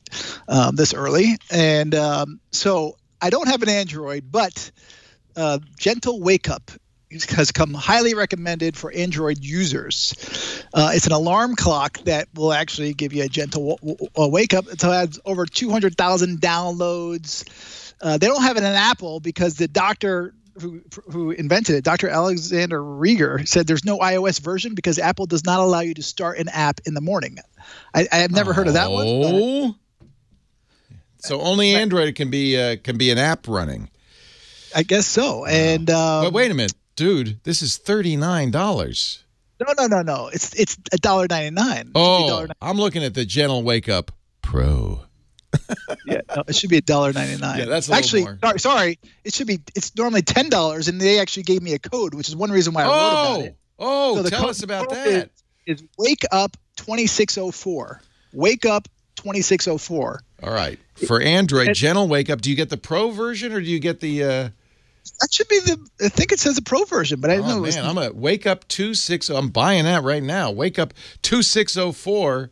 That is a deal. In his email, it said it normally costs $10, but you're saying it's $39. It says $38.99, but I don't know. Who knows? Maybe there's something. But it has 4 out of 4.4 stars with over 6,000 reviews. Yeah. And it's I could have used it this morning because when my phone went off and the hotel your wake up call? Yeah, when I have an early morning flight, I make sure I do a few things. So actually, another tip, besides having the hotel pick you up and use the hotel call you and use your phone, is to order room service. Yes, and then you get waking up with coffee, bacon, and toast. Yeah. What a great way to start the day. Don't knock on the door. And, hello. That's you know what? Let me ask you. This is a technical question. Okay. I always wonder this. I put the Do Not Disturb sign out. Are they not going to knock on my door in the morning? Well, if you put the Do Not Disturb sign out, they usually will slide something underneath the door. A good hotel will. But if you're sleeping and you have like a thing like that, a breakfast, they will call your room. Maybe I should just put a Post-it note on the Do Not Disturb and say, except for breakfast. Yeah. That's what I should. And actually, one thing I liked about the Royal Sonesta, by the way, besides the view, which is an amazing view of the Charles River, nice. is that they guarantee the breakfast or lunch room service within 15 minutes or it's on them. Nice. So I called and I was like, man, I'm getting some free room service. And they came in 13 minutes. So you set an alarm, you set a wake-up call, you had room service, and you set the in-room clock. By the way, the in-room clock, I unplug it the minute I get in a hotel for a couple of reasons. One, it's always wrong. Two, some nitwit has set the alarm for 3 in the morning. Exactly. And so I've been woken up enough in the middle of the, right? So you unplug that thing. Yep. And use your own. when I rolled out to go to the airport this morning, I heard the alarm clock across the hall going off, and I'm sure they took off probably before it went off, and that's just one of those things. It's just going and going and going. Yeah, no, unplug it. I always unplug it. But by the way, I love how close Boston is to the airport. My flight was at 7:25 this morning, and I left at 6 a.m., which, because I have TSA pre, it was no problem. But if I did not have TSA pre, by the way, it's a 40-minute wait for regular security line. Get pre. So get the pre. By the way, you could thank the Big Dig for that, because it used to be the worst airport drive in America. Oh. Yeah, it was a bottleneck getting to Logan. And so they dug a big hole in the ground. Right. You noticed that? You went through a long tunnel to get there? Yeah. For sure. I know they were doing that Big Dig for years. Yeah. And my uncle was an engineer on that. Oh. Well, thank your uncle then. If you got to the airport fast, thank your uncle. Yeah. I should thank him. Yeah. 30 years they worked on that. $15 billion they worked on that for. How much? $15 billion. All because it took too long to get to the airport. And they're still doing it. Yeah, it'll never end. You have time for a website or a tip, whatever you want to do. How about, let me save this next one for next week, and I will give you some tips on some prices right now. LA to Denver, 130 round trip. Nice. That's on, actually it doesn't even say what it's on. I think that's on United. Also, JetBlue, New York, Costa Rica, 312 round trip. San Francisco, Liberia, Costa Rica, 433 on Wait a minute. Copa. San Francisco to Liberia to Costa Rica? No, Liberia, Costa Rica. That's a city in. So that's actually I've been there before. That's where a lot of Liberia in Africa. No, Liberia, Costa Rica. It's a town in Costa Rica. Near Okay. Guanacaste. So if you want to go up to the Guanacaste, that's the nice area on the Pacific. Yeah. Yeah. The Four Seasons is up there. I stayed there for the JW Marriott when it first opened. Nice. But also for everyone in Southern California, JetBlue has Long Beach to Anchorage, 254 round trip. Go up and get some salmon or something. That's $125 each way. That's incredible. To go to Alaska. If you subscribe to Johnny's travel newsletter, which is free, I might add, you would get this information, would you not, Johnny? You will get it for sure. For or free. if you follow me on Twitter and Instagram. So tell the truth. Nap time or volleyball time? I got to take a nap. I last night, as you can tell in my eyes. And then volleyball. Just put a little gaffer's tape over each eye. It'll help you sleep. I almost did that. Johny Jet is at johnnyjet.com. Follow him on Twitter at Johny Jet and Instagram too if you want pictures of Johnny posing with Big Pappy and others. I love your Instagram. I keep up with you and Natalie and Jack and all your travels. It's a great way to do that. Johny Jet. And, of course, he joins us each week. Thank you, John. Safe nap. Leo Laporte, the tech guy.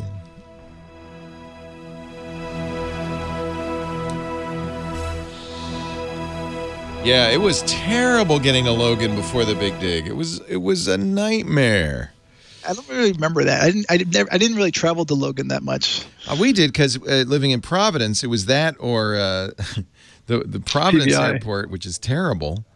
PBI? Yeah, it was. It was. I can't remember the name. Green. Yeah. TG Green or Thaddeus or. I've been there a few times. Terrible. So the Big Dig. Went on this was originally started planned in the 70s. Took forever. I would have given you my other website or app, but I thought we only had 30 seconds left. I was like, I want to save it because you're going away soon. Save it. And save it. Are you doing are you taping any calls or no? Yeah. Shows? Yeah, and we're taping with you, aren't we? And when is that? Because I haven't heard. We would like you to tape on August 25th. August 25th. We can move you. No, I think that will work. I was going to travel that day, but I haven't bought my ticket yet. Well, you don't have to not travel that day. We could do you on the day before, the week before. We could do it anytime you want. So, I'm doing pre-records towards the end of the month. So August 18th, and how many? 19th, and we need two from you. Okay, no problem. August 25th, let's just plan on it, because no matter where I am, I will. right. I'll make sure I make my flights earlier or later. Or we could do it the 26th if you'd prefer. You know what? Let me just figure out. I could do where it I'm on going. Sunday. I could do it on Saturday. I could do it the week before even. But yeah, we've got you already penciled in because we just said, hey, you do it this day. Okay, but we can move you. So. All right, good. And then when do you leave? August 29th. And you're gone for a month, right? Yeah, I'm gone till September. I'll be back September 22nd. That's awesome. Oh, I am so excited. We got our tickets yesterday. I'm so excited. I bought my, I have to, before I go on a trip, I have to rethink all of the stuff I'm going to bring with me, and I got a special travel backpack from Toomey just for the trip. Awesome. Do you like Toomey stuff? I like Toomey stuff. Yeah, it's expensive, but I like this is outrageous. But it's got all the features, and I can carry my 15-inch laptop and my tablet in it because this is for the plane. So where are you going? We're going. Or is that we're secret? fly to Barcelona. No, I don't. Okay, I'm not like you. So with Barcelona, you got to be very careful with your bag. I know. That is one of the. I've done stupid things in every city in the world, and I've never been robbed. I told you the story. I was walking through Buenos Aires at like midnight with my expensive camera and taking pictures, and some guy comes up to me, taps me on the shoulder, says, "Get out of here! You're going to get robbed." Yeah, that's a nice guy. It was very nice. But in Barcelona, don't I know. Always. And they do all these tricks, like the mustard on the shoulder. I know. I've had friends robbed. I've had so many friends robbed there, but don't worry, I'm safe. Okay. See what I'm wearing? This is the LL Bean travel. No, LL Bean. Look at the zippers and the pockets and the pockets and the zippers and the buttons and the things and the. This is a special travel jacket from LL Bean. It's got even the pockets have buttons on them to keep people from sticking their hands in there, and it's got. In there. I got it. And then we're staying in a nice hotel, the Hotel Neri in the Gothic Quarter for a few days. I got a tours by local tapas tour. Then we get on the boat on September 1st, and we go to Portugal. We go back to Spain. We go to France. We go to Italy, and we go to Malta, and we go to Morocco. Wow! All over the place. 5 countries in 21 days. And make sure you get taxis. Don't walk to like the nearest block. One of my writers actually was with her husband. They had their bags, and at 5 o'clock in the morning, they were like, "We're going to take a bus or a taxi," and they walked a couple blocks down a lonely street. Do I look like the kind of guy who walks around with his luggage? Do I look like that guy? I am that guy. All right, got to run. You know what you should do? Barcelona travel tips next week. All right. Protect your money with Johny Jet. Thanks, Johnny. Leo Laporte, the tech guy, 8888. Ask Leo, the phone number. If you got a question, a comment, a suggestion, you want to talk high tech. I ended up, after talking to our caller off the air a little bit, he's got a daughter heading out to college. She'll be a freshman in the fall. I know a lot of you are in that boat, right? And very nice. He wants to get her a laptop before she goes. He's going to get a Mac. I like the new MacBook Pros. I have to say, I've revised my opinion of the MacBook Pros. I bought a MacBook Pro. I buy one every year when there's the new ones come out. And I hated the keyboards, the butterfly keys they came up with in 2016 and 2017. The touch bar seemed a complete waste of time. And so I had a 15-inch, which well, you know what we do is we just give them to employees, not, for their work, because we have employees, each of them needs a computer. So. And then I got a 13-inch without the touch bar. Didn't like that. So I went back to my 2015 MacBook Pro. But I finally said, I should get one of these new ones. And they've fixed the keyboard, in my opinion. They put a little silicone dome to protect the keys from crumbs getting in. That was a big problem on these keyboards because there was talk about dopey. You buy a Lenovo ThinkPad. You could take it apart. You could replace the keyboard. MacBook Pros, the keyboard is basically the computer. If the keyboard breaks, and by the way, you can't just pry on a lot of computers. You pry the keycap off, you blow it out, and you put it back on. You do that, you're going to break the keycap. You can't do it. It's very tricky. And they've glued the battery to the underside of the keyboard. So it's a $700 repair because they're essentially replacing half the machine. That's a terrible design. But Apple wants it thin and beautiful. All right, all right. It just bothered me, too, that the keys just hit bottom. There was no travel. Anyway, they fixed that little silicone dome, gave it a little bit of a softer, so they're not so clicky. I can live with it. The touch bar, there's a program you got to buy. It's $20, I think, called Better Touch Tool that makes the touch bar useful. I don't put function keys there. You can. Just put the time of day, the battery life, useful little information. I do like a fingerprint reader on a computer. And at Apple, it's like they invented it. No, every computer's had it for years, but finally Apple's got one. All right, that's good. I think the keyboard's better. Touch bar I can live with the right software. The screen is spectacular, and the speed on these things is great. And, you know, the real complaint everybody had about the new MacBook Pros was on this high-end i9 version, this special 6-core processor that Intel put out. And initially people got it and they said this thing can't operate at full speed because when it does, it gets so hot, it just shuts down. Apple won't let the processor get hotter than boiling.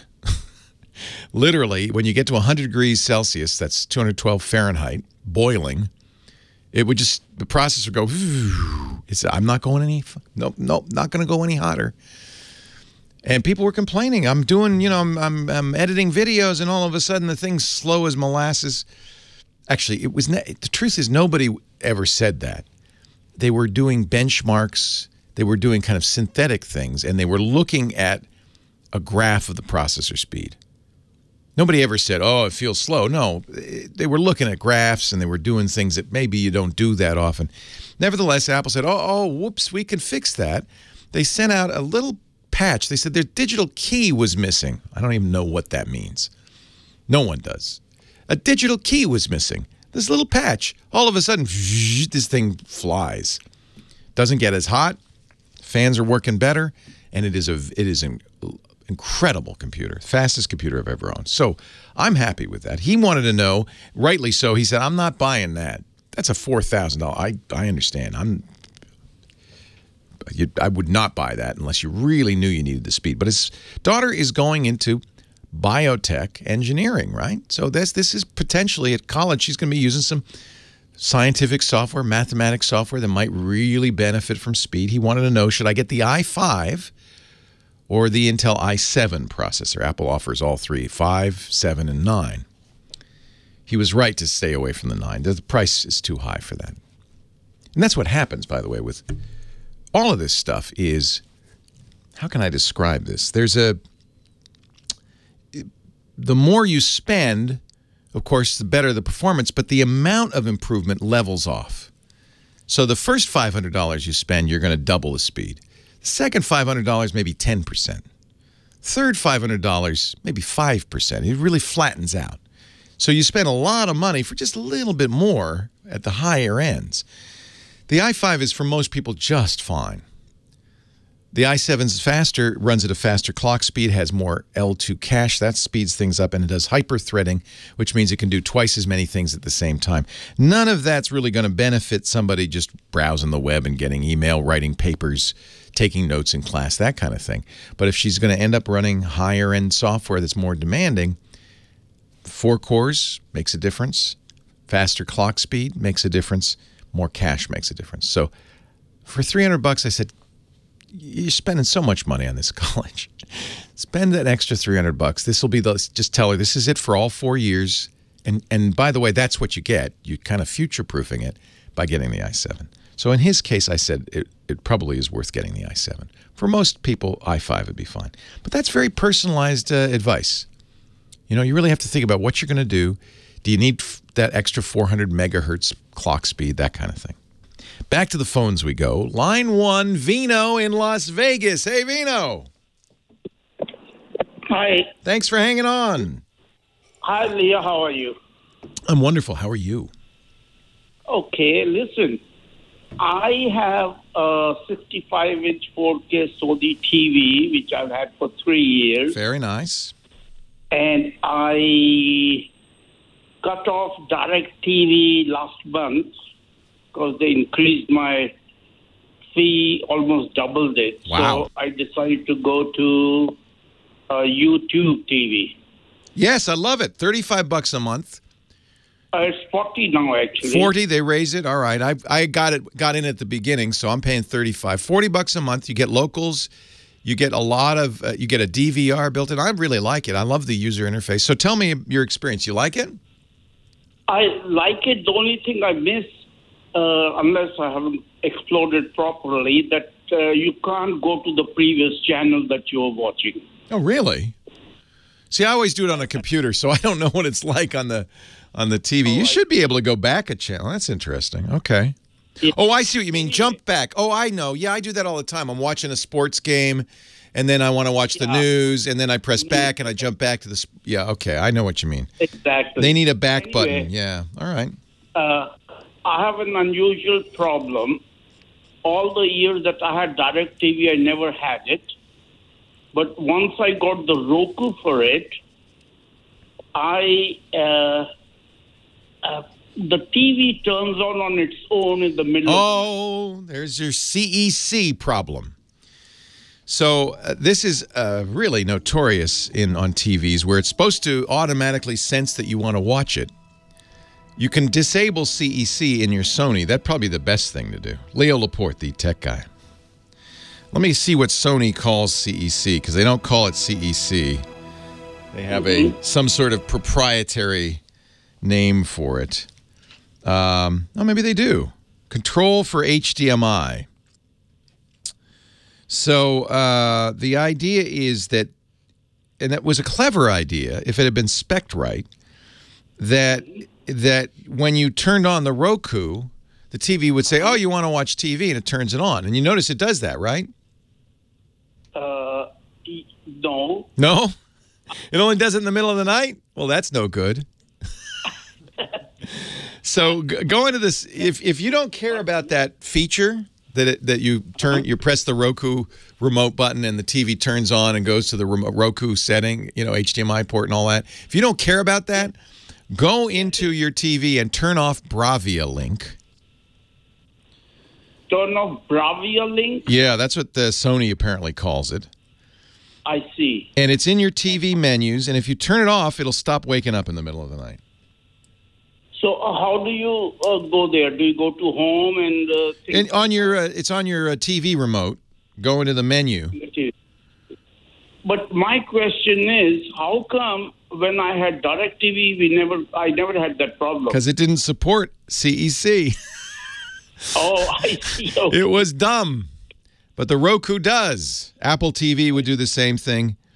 It depends on in different TVs. There's different names. Their chat room saying Sony calls it Bravia Link, but it's the feature that lets you, instead of having to pick up the TV remote, turn on the TV, and go to HDMI 2. Yeah. You pick up the Roku remote, you press OK, and the Roku wakes up the TV. Correct. So that's I'm guessing that's what's happening in the middle of the night. Why it's in the middle of the night, I don't know. But if you're going to lose that feature, but you won't. It shouldn't wake you up in the middle of the night. But then to turn on the TV through the Roku, I can still do that, right? No, it turns that off. Oh, I see. So now you have to get the Sony remote, turn on the TV, put it on the Roku HDMI port, and then use the Roku. So I think that's the case. So try anyway in your TV menu in the Bravia menu, turn off Bravia Link. See if it stops waking up in the middle of the night, because that's my best guess as to why it would be turning itself on. Okay, can I ask you another question? Sure. What's the difference between HDMI and HDML? HDMI is the LDML. I don't know what LD. Where do you see that? No, on the back of my TV, I have put the Roku on the HDMI. Yeah, HDMI is the digital interface that you want to use. Yeah. What's the other one? The other one, actually, sorry, the name is MHL. Oh, yeah, that's also HDMI, but that's powered HDMI. So it doesn't matter which you use in your case. Sometimes you get a stick that that like a Roku makes a stick, and that gets its power from the HDMI port, but you have to use an MHL port to do that. I see. That's just a powered HDMI port for devices like that Roku stick. So can I use the MHL yes. port for the Roku? You could use it for anything you want. It is a standard HDMI port, and if something doesn't draw power, it doesn't matter. You only need it. It's a convenience for some devices. I see. And the HDMI port, then I can hook it up to my audio-video receiver and everything. Then really, that's the best. That's what I do, and that's the best way to do a home theater is to put all the devices into your AV receiver and use it as an HDMI switcher, basically, and then plug that into your TV. So it makes it more complicated remote-wise, which my wife hates. But because then you have to turn on the AV receiver, you have to turn on the TV, and you have to activate the box. But then you can, if you're powering it through the receiver's powering the sound. It feeds the TV. I just think the receiver is the best way to connect HDMI, to all these little boxes. Your cable box, your TiVo, your Roku, see, I have everything. Roku, Apple TV, Fire TV, everything's all plugged into one TV because I have I have an AV, I bought it specifically for this purpose. It's an AV receiver with 7 in ports and 1 out port. So all the things in Chromecast, everything's all connected to the AV receiver. See, I was thinking of getting the Apple TV next month when the new one comes up. Yeah, I really like the Apple TV. It's my favorite. And by the way, YouTube TV works on Apple TV as well now. Oh, I see. Yeah. And then the only thing I will have missing is the new iPhone. Well, you better get that. Apple needs your money, right? You don't get to $1 trillion for without you. We got to get Vino in there. Yeah, but then I also have their share, so I also... Oh, yeah, you get a little back. Warren Buffett may make $1 billion, but I make 1,000, so I'm not complaining. Boy, he made the right choice, didn't he? Earlier this year, he's got like 5% of Apple stock. Holy cow. Yeah. What's 5% of $1 trillion? Would the iPhone X Plus be worth the $1,100 or whatever they'll charge? Well, we don't know what they're going to charge. If you like I like a bigger screen because I use my phone as a tablet almost. So I will buy the big one for sure. Yeah, I would want to buy that. I think the 10 is really a nice size. It's kind of a middle size, and I'm very happy with it. But a little bigger, then my crossword puzzles are easier to see. Games are better, things like that. Okay. Thanks, Vino. Appreciate your help, Leo. Thank you very much. My pleasure. Take care. Bye. Thanks. Well, hey, how are you today? Leo Laporte here, the tech guy. Time to talk computers, the internet, home theater, digital photography. We talk smartphones.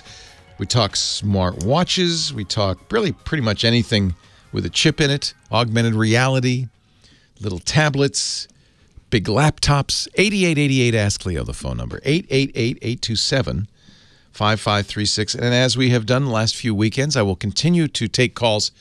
The show's live for another hour, and then afterwards for about 45 more minutes because we're recording calls. Because I'm going to take a vacation next month, and I like to give you new stuff, new material. So we'll record these calls off the air so you've never heard them, and then we'll play them next month when I'm on vacation. So the point being, the reason I'm mentioning this is if you can't get in now, and often it's hard because there's so many people listening and so many people calling, wait another hour and call 8888 Ask Leo, and I'll have more space on the lines, and I'll be able to take all the calls. On the line for Craig in Vista, California. Hi, Craig. Leo Laporte, the tech guy. Hey, Leo. How you doing? I'm well. How are you? I'm doing good. I have a question. I'm starting a business that I'm going to be using a mobile computer, basically mostly just for browsing the internet, but I do have one piece of dedicated software that I have to run all the time. It's probably a really complicated spreadsheet, but it's a similar type thing, and got database and so forth in it.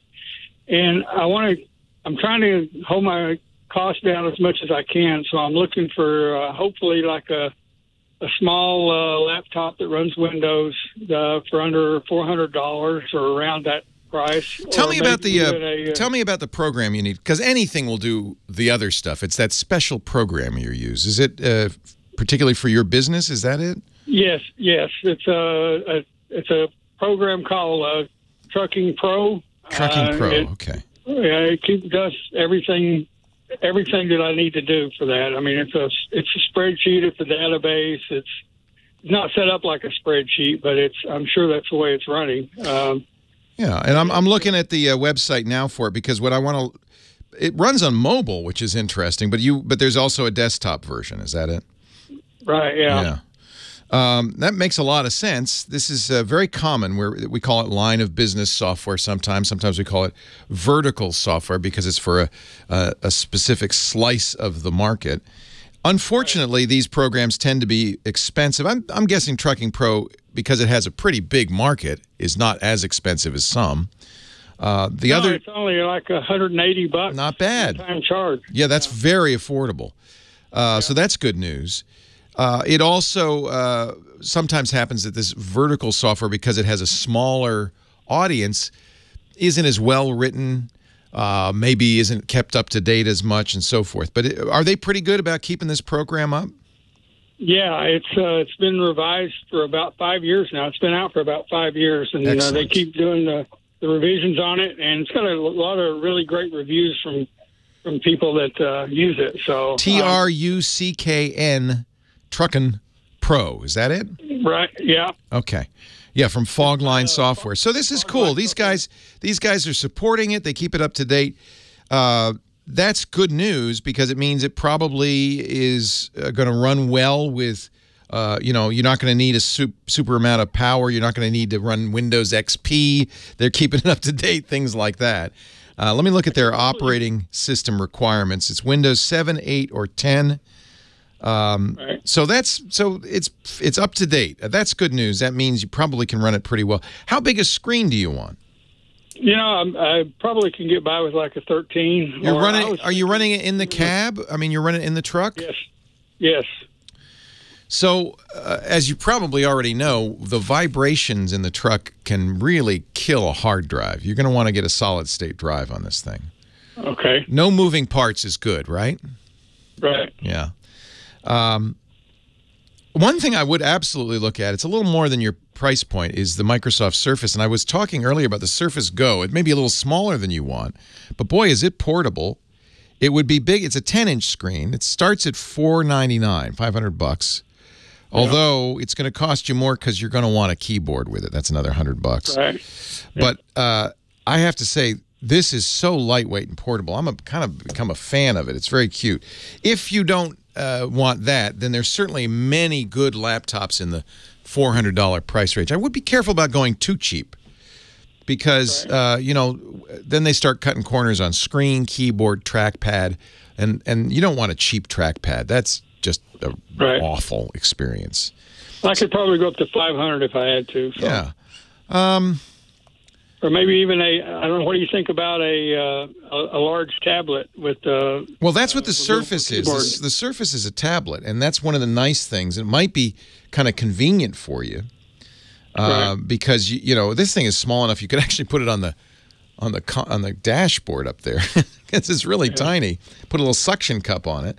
HP, Lenovo, Dell are my opinion, the premier PC makers. And I'm going to add one because they make some really nice small stuff. Acer, ACER. All right. And they make some fairly inexpensive and fairly compact notepads. They call them the Swifts. I really like them. They're super thin and light, but they have a variety at all price points. So I would say, take a little bit of a look. They have the tablets that you were talking about. They call them detachables. They also have convertibles, which are really nice. I don't know if you've seen these, but the top folds over, so the keyboard can be, then it's like a tablet, but the keyboard's still attached. It's just underneath it. It can also go into a tent mode, and I think if you're in the cab and it's in the tent mode, you're seeing the screen. I kind of like that. The keyboard's out of the way behind it. I use that for travel a lot because it's great in an airplane to watch movies and kind of things. It's just, stands up like that. So they call those convertibles, or they're because the screen will go all the way around. It's fully hinged. So Acer makes all of those, and I would take a look. You'll see some really good price points from Acer, I think. ACER. All right. All right. Thanks a lot, man. You're my pleasure. Dell does make some rugged ones, the Dell AGT. In fact, so does Panasonic, the Panasonic rugged books. They tend to cost more, and they're really designed for construction sites and places where people are going to drop them. You're not going to drop it. You're going to have it right there. In fact, I would imagine you'll probably have it suction cupped somewhere nicely. T1000 in our chat room is mentioning a Lenovo. I mentioned the Lenovo name. Best Buy has some of the lower-end Lenovos are maybe a little bit junky. This is a Lenovo 330 that Best Buy is selling. It's an i3, 15-inch, 8 gigs of memory, $309, terabyte hard drive. Boy, that is really inexpensive. I generally stay away from the less expensive Lenovo's. I'm a ThinkPad lover. They make the ThinkPad line. But the ThinkPad was heavily influenced by the original creator of the ThinkPad, the IBM company. And when Lenovo acquired them, they kept that line pretty true to the high-end ThinkPad business class. But those tend to be more expensive. And the cheaper Lenovo's, I think they're kind of junky. I think they're kind of junky. A good question somebody's asking, do you need a touch screen? I bet you do. I bet you'd like one. Most Windows 10 machines now come with touchscreens, and I really think that's a great feature. And I imagine if you're driving, you've got a map on the screen, the ability to touch it, that kind of thing would be really useful. I've become a kind of a fan of this the Surface Go. So teensy. Easy to power because it uses a Type-C power adapter. You could easily power that from your cigarette lighter, your 12-volt. Somebody in the chat room also saying that he loves his Acer Chromebook Flip. That's a Chromebook. That won't run your Truck and Go software, Truck and Pro software, I'm sorry to say. But yeah, that R11 is very nice. Acer makes some good stuff. 8888 Ask Leo, the phone number. I love our chat room. We put all the links the chat room recommends, all the different notebooks they like at our website, and it's free, techguylabs.com. More calls right after this. Leo Laporte, the Tech Guy, 88 Ask Leo as Lars Ulrich kicks in on the skins. We're talking high tech. We're going to do, when I'm gone, I have a series of little segments that we're going to provide for you from a new book that just came out that I really enjoy called Valley of Genius. It's the uncensored history of Silicon Valley as told by the hackers and the founders and the freaks who made Silicon Valley boom. Adam Fisher, its author, is very kindly. So the book is printed, but it turns out he did and recorded more than 200 interviews with everybody from Stephen Wozniak to Tony Fadell. He went to Paris to interview the creator of the iPod. And so he's going to join us on the radio show next month while I'm gone. And we've got little segments with some of the most important people in Silicon Valley in their own voice talking about things. And the reason I thought of that is one of the people we'll talk with is Sean Fanning, Sean Parker. Sean Fanning and Sean Parker created Napster. And, of course, it was Lars Ulrich of Metallica who sued Napster out of business. But we'll talk with Sean Parker about that. He talks about sitting in the Napster office, and all of a sudden, in comes the drummer from Metallica in shades, and out he goes with boxes of information. He says Ulrich didn't really understand that we weren't storing his songs on the Napster servers. We were just telling people where they could find them. But they put him out of business. Anyway, that'll be a lot of fun. That's next month. We're going to do 4 or 5 of those. And if you like them, let me know, because we can do a lot more. Adam has more than 200 different interviews, thousands of hours of tape. In some cases, people like Tony Fadell, he spent days with, talking about the creation of the iPhone, the creation of the iPod. Fadell was there also with a company called General Magic that really invented the smartphone a decade before it came out. His book is great. It's well worth reading. I want to give it a little plug too, valleyofgenius.com. On we go to the phones. Greg, Newport Beach, California. Hi, Greg. Hey, Leo. I'm wondering if you ever heard of this issue with the mouse pointer on your screen, the cursor will freeze and just disappear. It makes a god-awful noise or sound.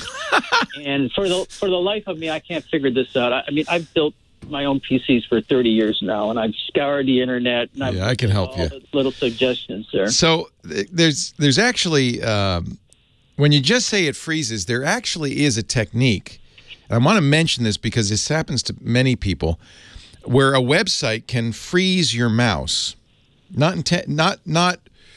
It's not there intentionally. It's kind of a bug in the way the internet and the Windows works, but it can freeze your mouse and make you think that your machine is hung up. And they do that because then they pop up a screen that says, "Oh, we can help. Send us, call us now and give us hundreds of dollars and we'll fix it." And in fact, there's nothing wrong with your system. That's not what's happening to you. And the reason I know that is the god-awful sound. If a website's freezing your mouse, you won't hear anything. You just won't. Your machine will feel unresponsive. But what's happening to you is a hard crash.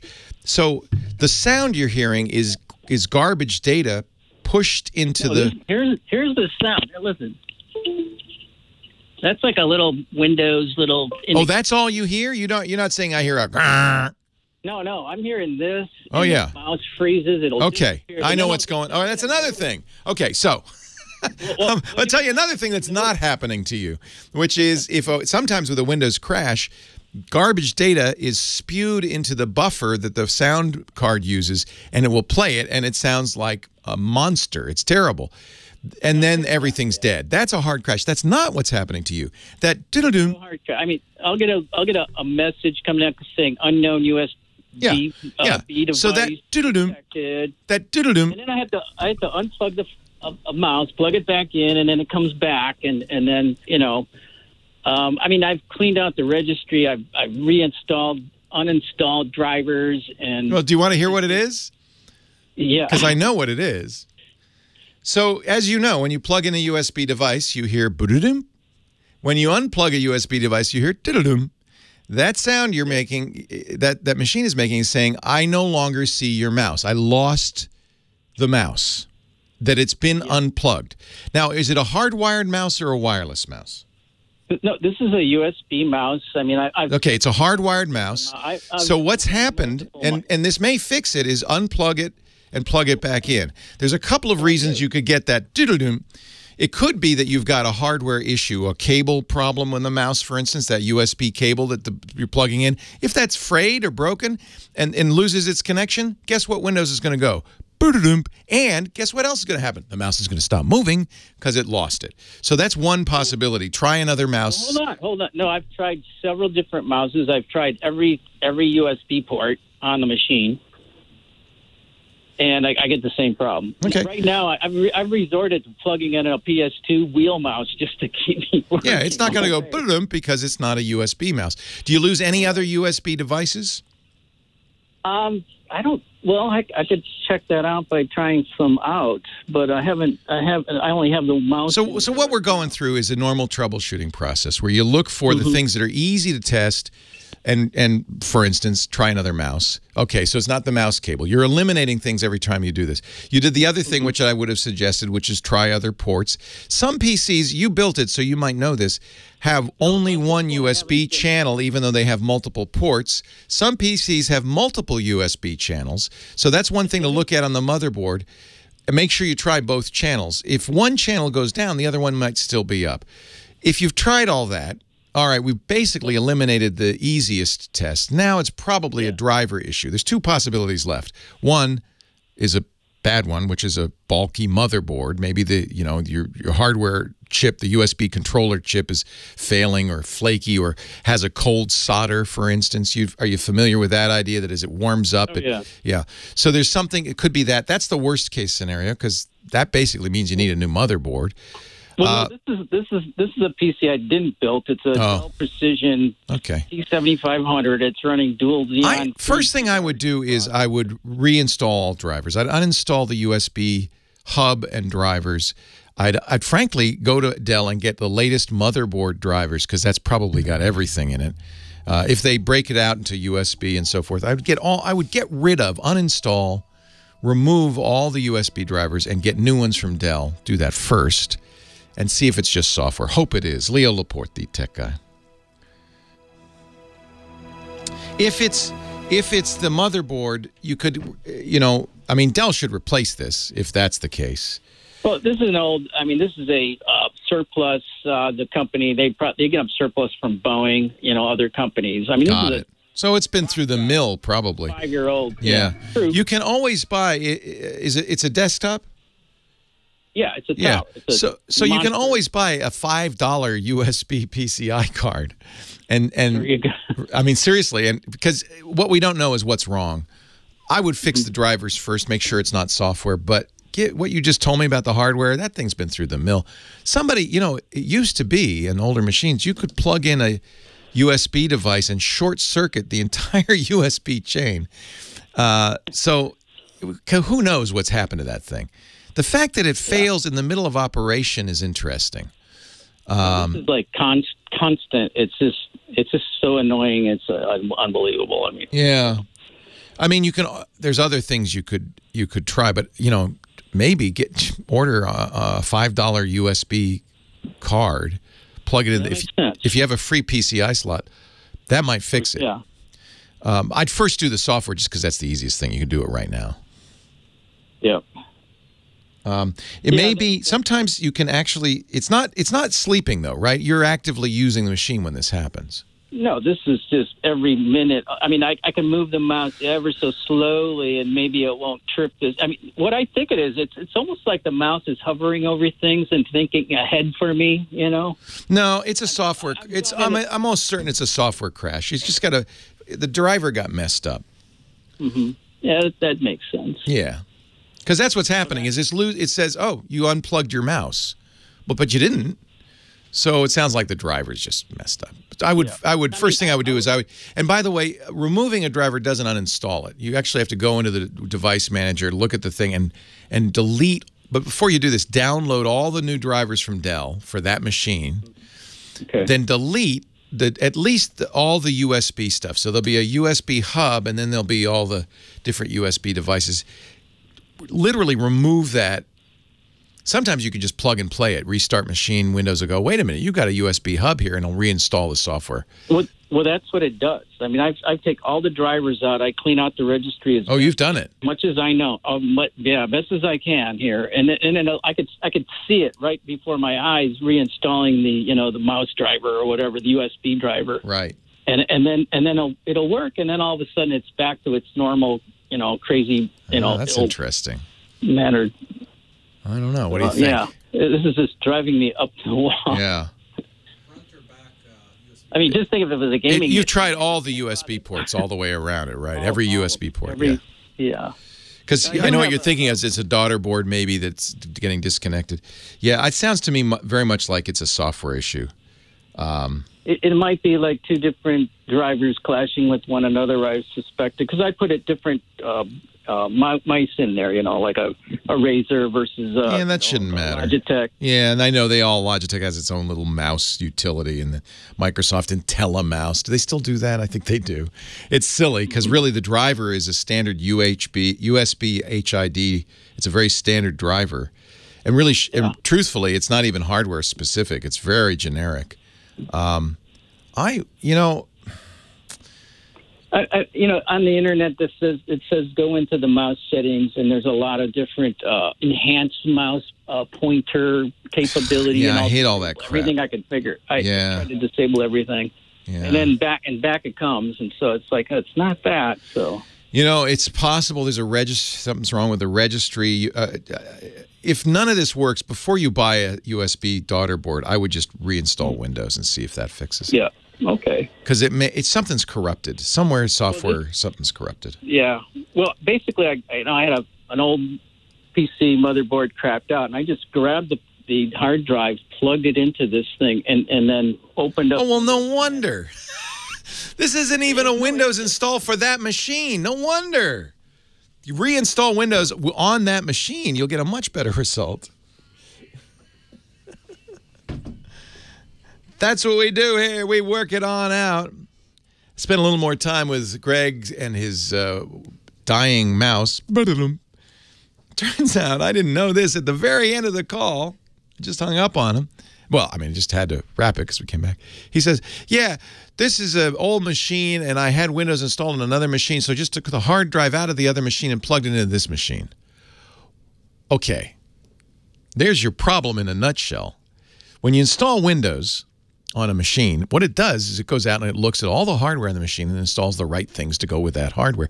It's really a recipe for disaster, taking a hard drive out of one machine and putting it in another. If they're not identical machines, you've got a Windows install that thinks it's on a different set of hardware. Sure, Windows will plug and play and say, oh, you got new hardware. I hate to say it, because this is always the cheap way out. Reinstall Windows and do it on that machine.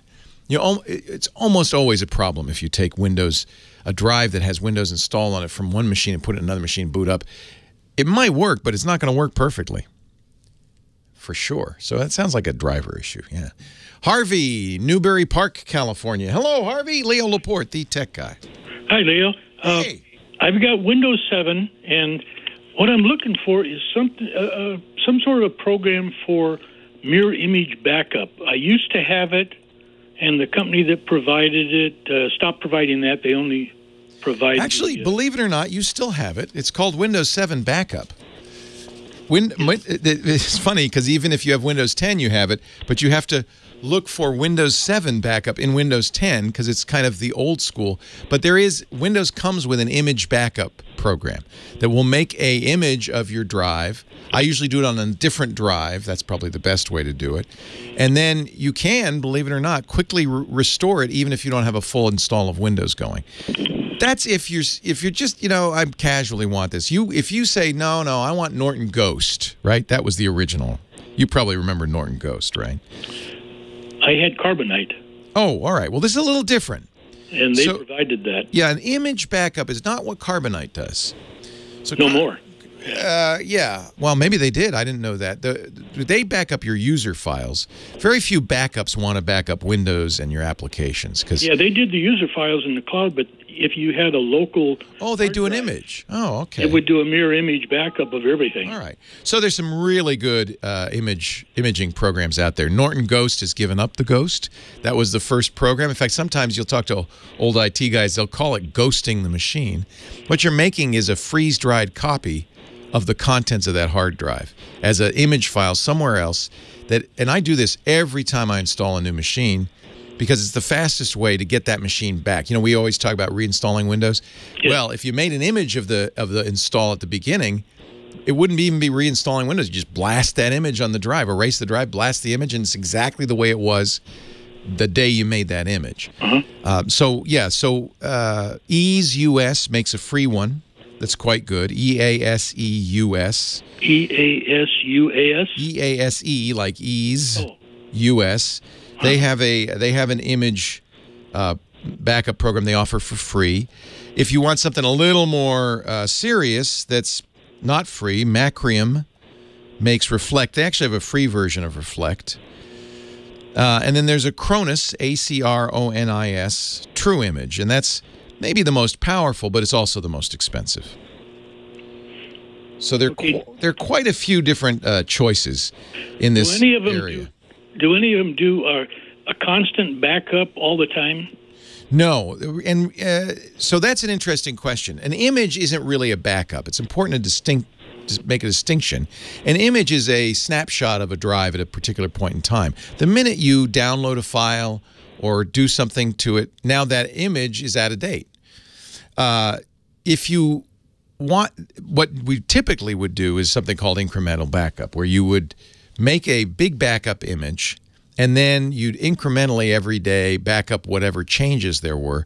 The problem with doing that is the restore process is a little bit convoluted because you first restore the big image, and then you would add the incremental backup to it. Imaging is useful for...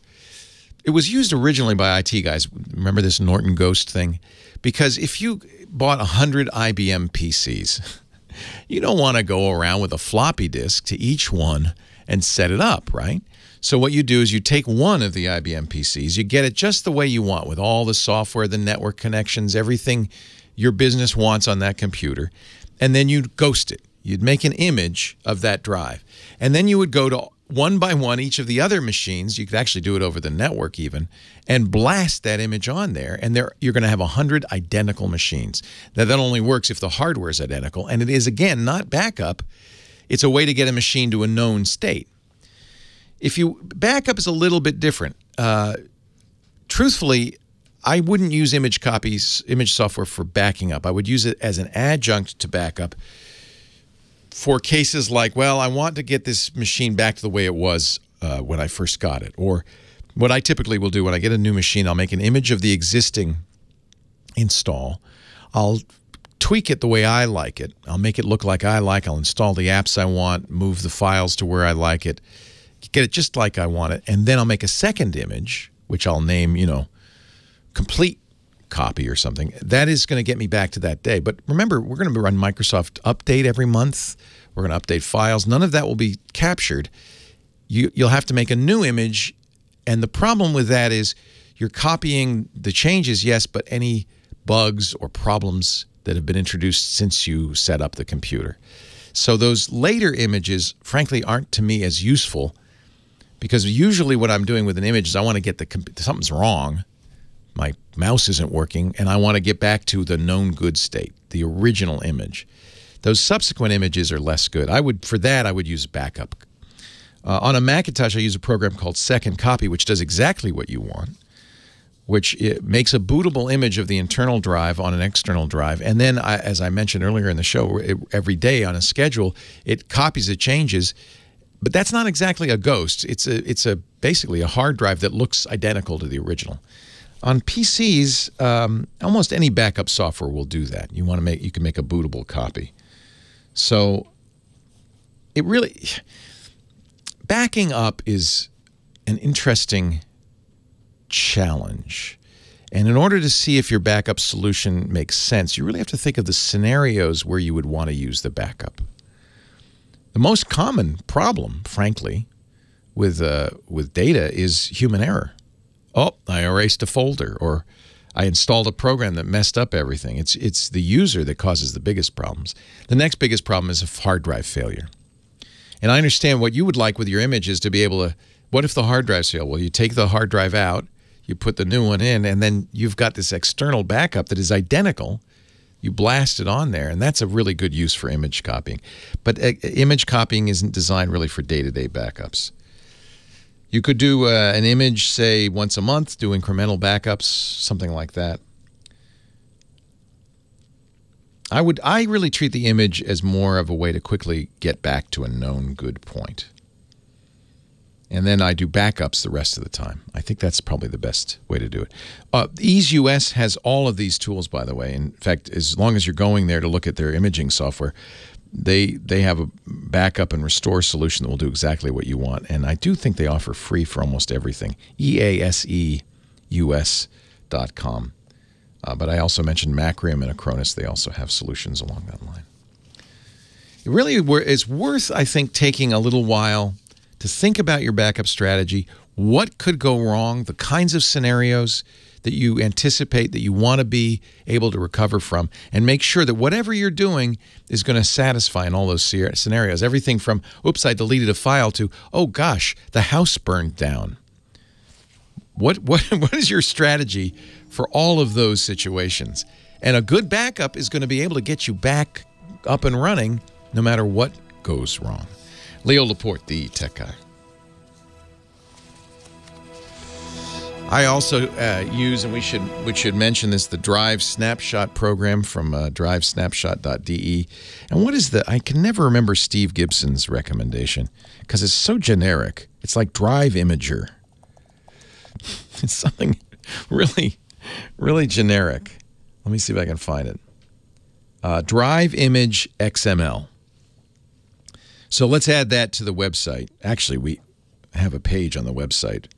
Episode 1050 from 4 years ago. Deep Freeze, that's gone. Clonezilla, that's hard to use, but okay. That's a Linux-based solution. EaseUS, Drive Snapshot, which I used for years. Macrium, Carbonite Image Backup. he said that's gone. And then Steve uses this Drive Image XML, which is from runtime.org, and that's free as well. The nice thing about Drive Image XML, besides being free, is it will back up Windows or image Windows while Windows is running. So that's handy. So let's put that in the show notes too. Runtime.org, a program called Drive Image XML. They have a commercial edition which you can buy, but the private edition is free. And it's 1.7 megabytes. Wow. Yeah, this schedules automatic backups. This actually would do all of that. And Steve really likes this, so I have to... Oh, I see. It uses Microsoft's Volume Shadow services. Ah, interesting. Interesting. Let me pull that up. Dickie D! Leo, how are you? I'm good. How are you? I'm good, too. How is it in Manhattan? I mean, Disneyland. Disneyland's fine because the AC's on. The rest of the city, not so much. Yeah. Is it hot? Is it really hot? It's 90. Is it 90? Something like that. Myra's here. Hi, Myra. Hi, Leo. How are you? I'm great. How's everything going? Can't complain. Well, I can't complain, but I'm not gonna. I haven't seen you in ages. Have you been just hiding or... I have been hiding. Well, welcome back. Hi. Thank you very much. To the world I've been hiding. I've been hiding here. Oh, nice. Yeah, she has no air conditioner. Oh, aha. When it gets hot, we know where Myra will show up. Yep. So we are good to do the pre-records. Johnny agreed to do it on 8:25, so you and I will do 8:18. Two pre-records. Yep, very good. Leo, do you have a filter advertiser? Yeah. You mean like for air filter? Yes. Molecule. Oh, okay, very good. You can mention one though. That's not. Oh, okay, I'll do it next week. The people who make Swiffer decided since it attracts dirt, they'll make an air purifier that uses. Okay. Fine. Sure. Never let the advertisers influence your editorial content. You can do whatever you want. Captain J wants to know which part of the phone uses the most battery. Probably the screen and then the radios. So certainly on any computer, the screen is usually the biggest consumer of juice. And then the radios, if you could turn off radios, that often helps. I agree, Tech San Diego. I agree. That's why I want you to think about what the disasters might be and prepare for them. That's what Dick does. He is the most disaster-ready guy I know. I have Carbonite, and I have Myra and Dennis, who puts everything in longhand. They transcribe the show as we go. Yep, as we go. Very smart. Wise. Carbonite and big yellow pads. All right, here we go. Oogie, Dick DeBartolo, Mad's maddest writer, and our disco maven is also our Giz Whiz, our Gizmo wizard. Hello, Dickie D. Leo, how are you doing? Everybody dance. Yes. Clap your hands. This is fun. It was definitely a more innocent time, disco, where we just could all get together and clap our hands. Uplifting songs, and it was great. It's backwards skate, everybody. Backwards skate. Okay. Now that everybody's skating backwards, let's get a gizmo or a gadget from Dickie D. Well, I have a fascinating... there was supposed to be a houseware show in the summer. It got canceled, but some of the vendors said, we're going to come to the city anyway. Can we come to your studio and show you what we have? Well, this guy came with a gadget called Cauldron. Cauldron? And it is... Is it a metal pot for boiling witches' brews? You know what? You're pretty close, Leo. It's a great name. Isn't it's a 16-ounce thermal mug with a digital thermostat on the side that can boil water. What? If you want to. So it's a fascinating backstory. The guy said, we originally started this out for the outdoor market because 16 ounces is big enough for them to put the freeze-dried food in there and some water, and then set the temperature. And then after, with whatever the manufacturer says, they'll have a hot cooked meal. And then we thought, a bigger market is people who want to carry coffee with them all day at their exact drinking temperature. Exactly. So they figured and that way we can also do the outdoor market. So this has a thermostat on the side. You can set it on the thermos, on the travel mug, or through the app, anywhere from 78 degrees to 212 degrees. And it's really fascinating. It will actually boil water? Yeah. Yes, it will. He boiled some water for me here in the studio. But the funny thing is, he said, but wait, there's more. Okay. They are also making, the whole thing is modular. So you can unscrew different parts of it. You can screw on a blender attachment. So it's like a bullet blender. Yes, exactly. And he said, Dick, when you attach the battery now, so you take the battery out, put the blender attachment in, attach the battery again. He said the blender is strong enough to chop ice. What? I know. So you can go and make your own smoothies. You can go cook your own meals. So you basically have a little oven in your thermos. It's like the size of a thermos.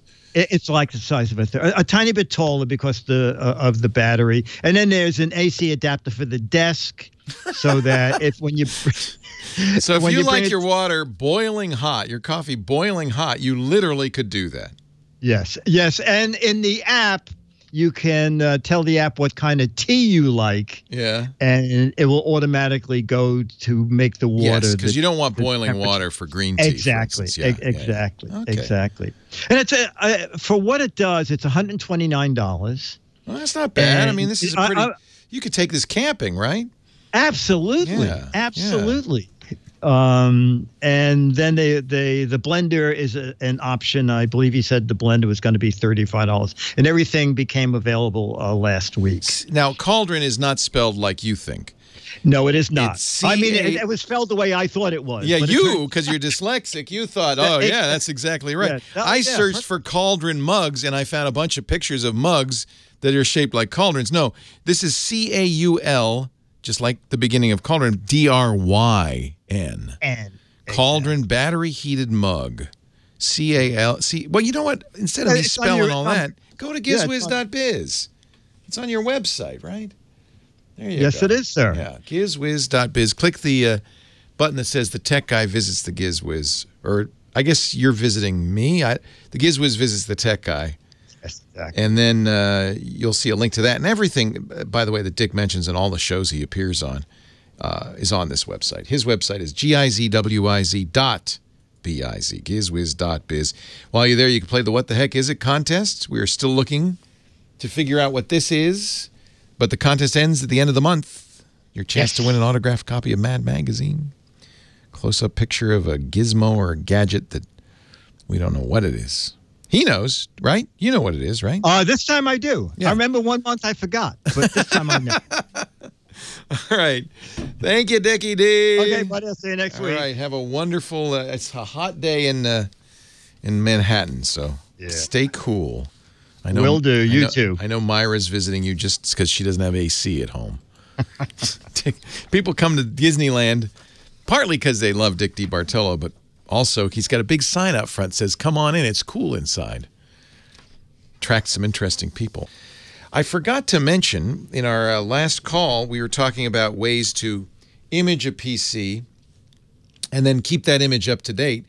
And I forgot to mention my friend Steve Gibson, who's my hard drive guru, he wrote SpinRite, has recommended for years a program that's free called Drive Image XML. I completely forgot about this, and this would do everything our caller wanted to do and then some. And it's really easy to use. You can run it from within Windows. It's runtime software at runtime.org. They have a paid commercial version, but the personal version is free, which is a very good price. Drive Image XML from runtime.org.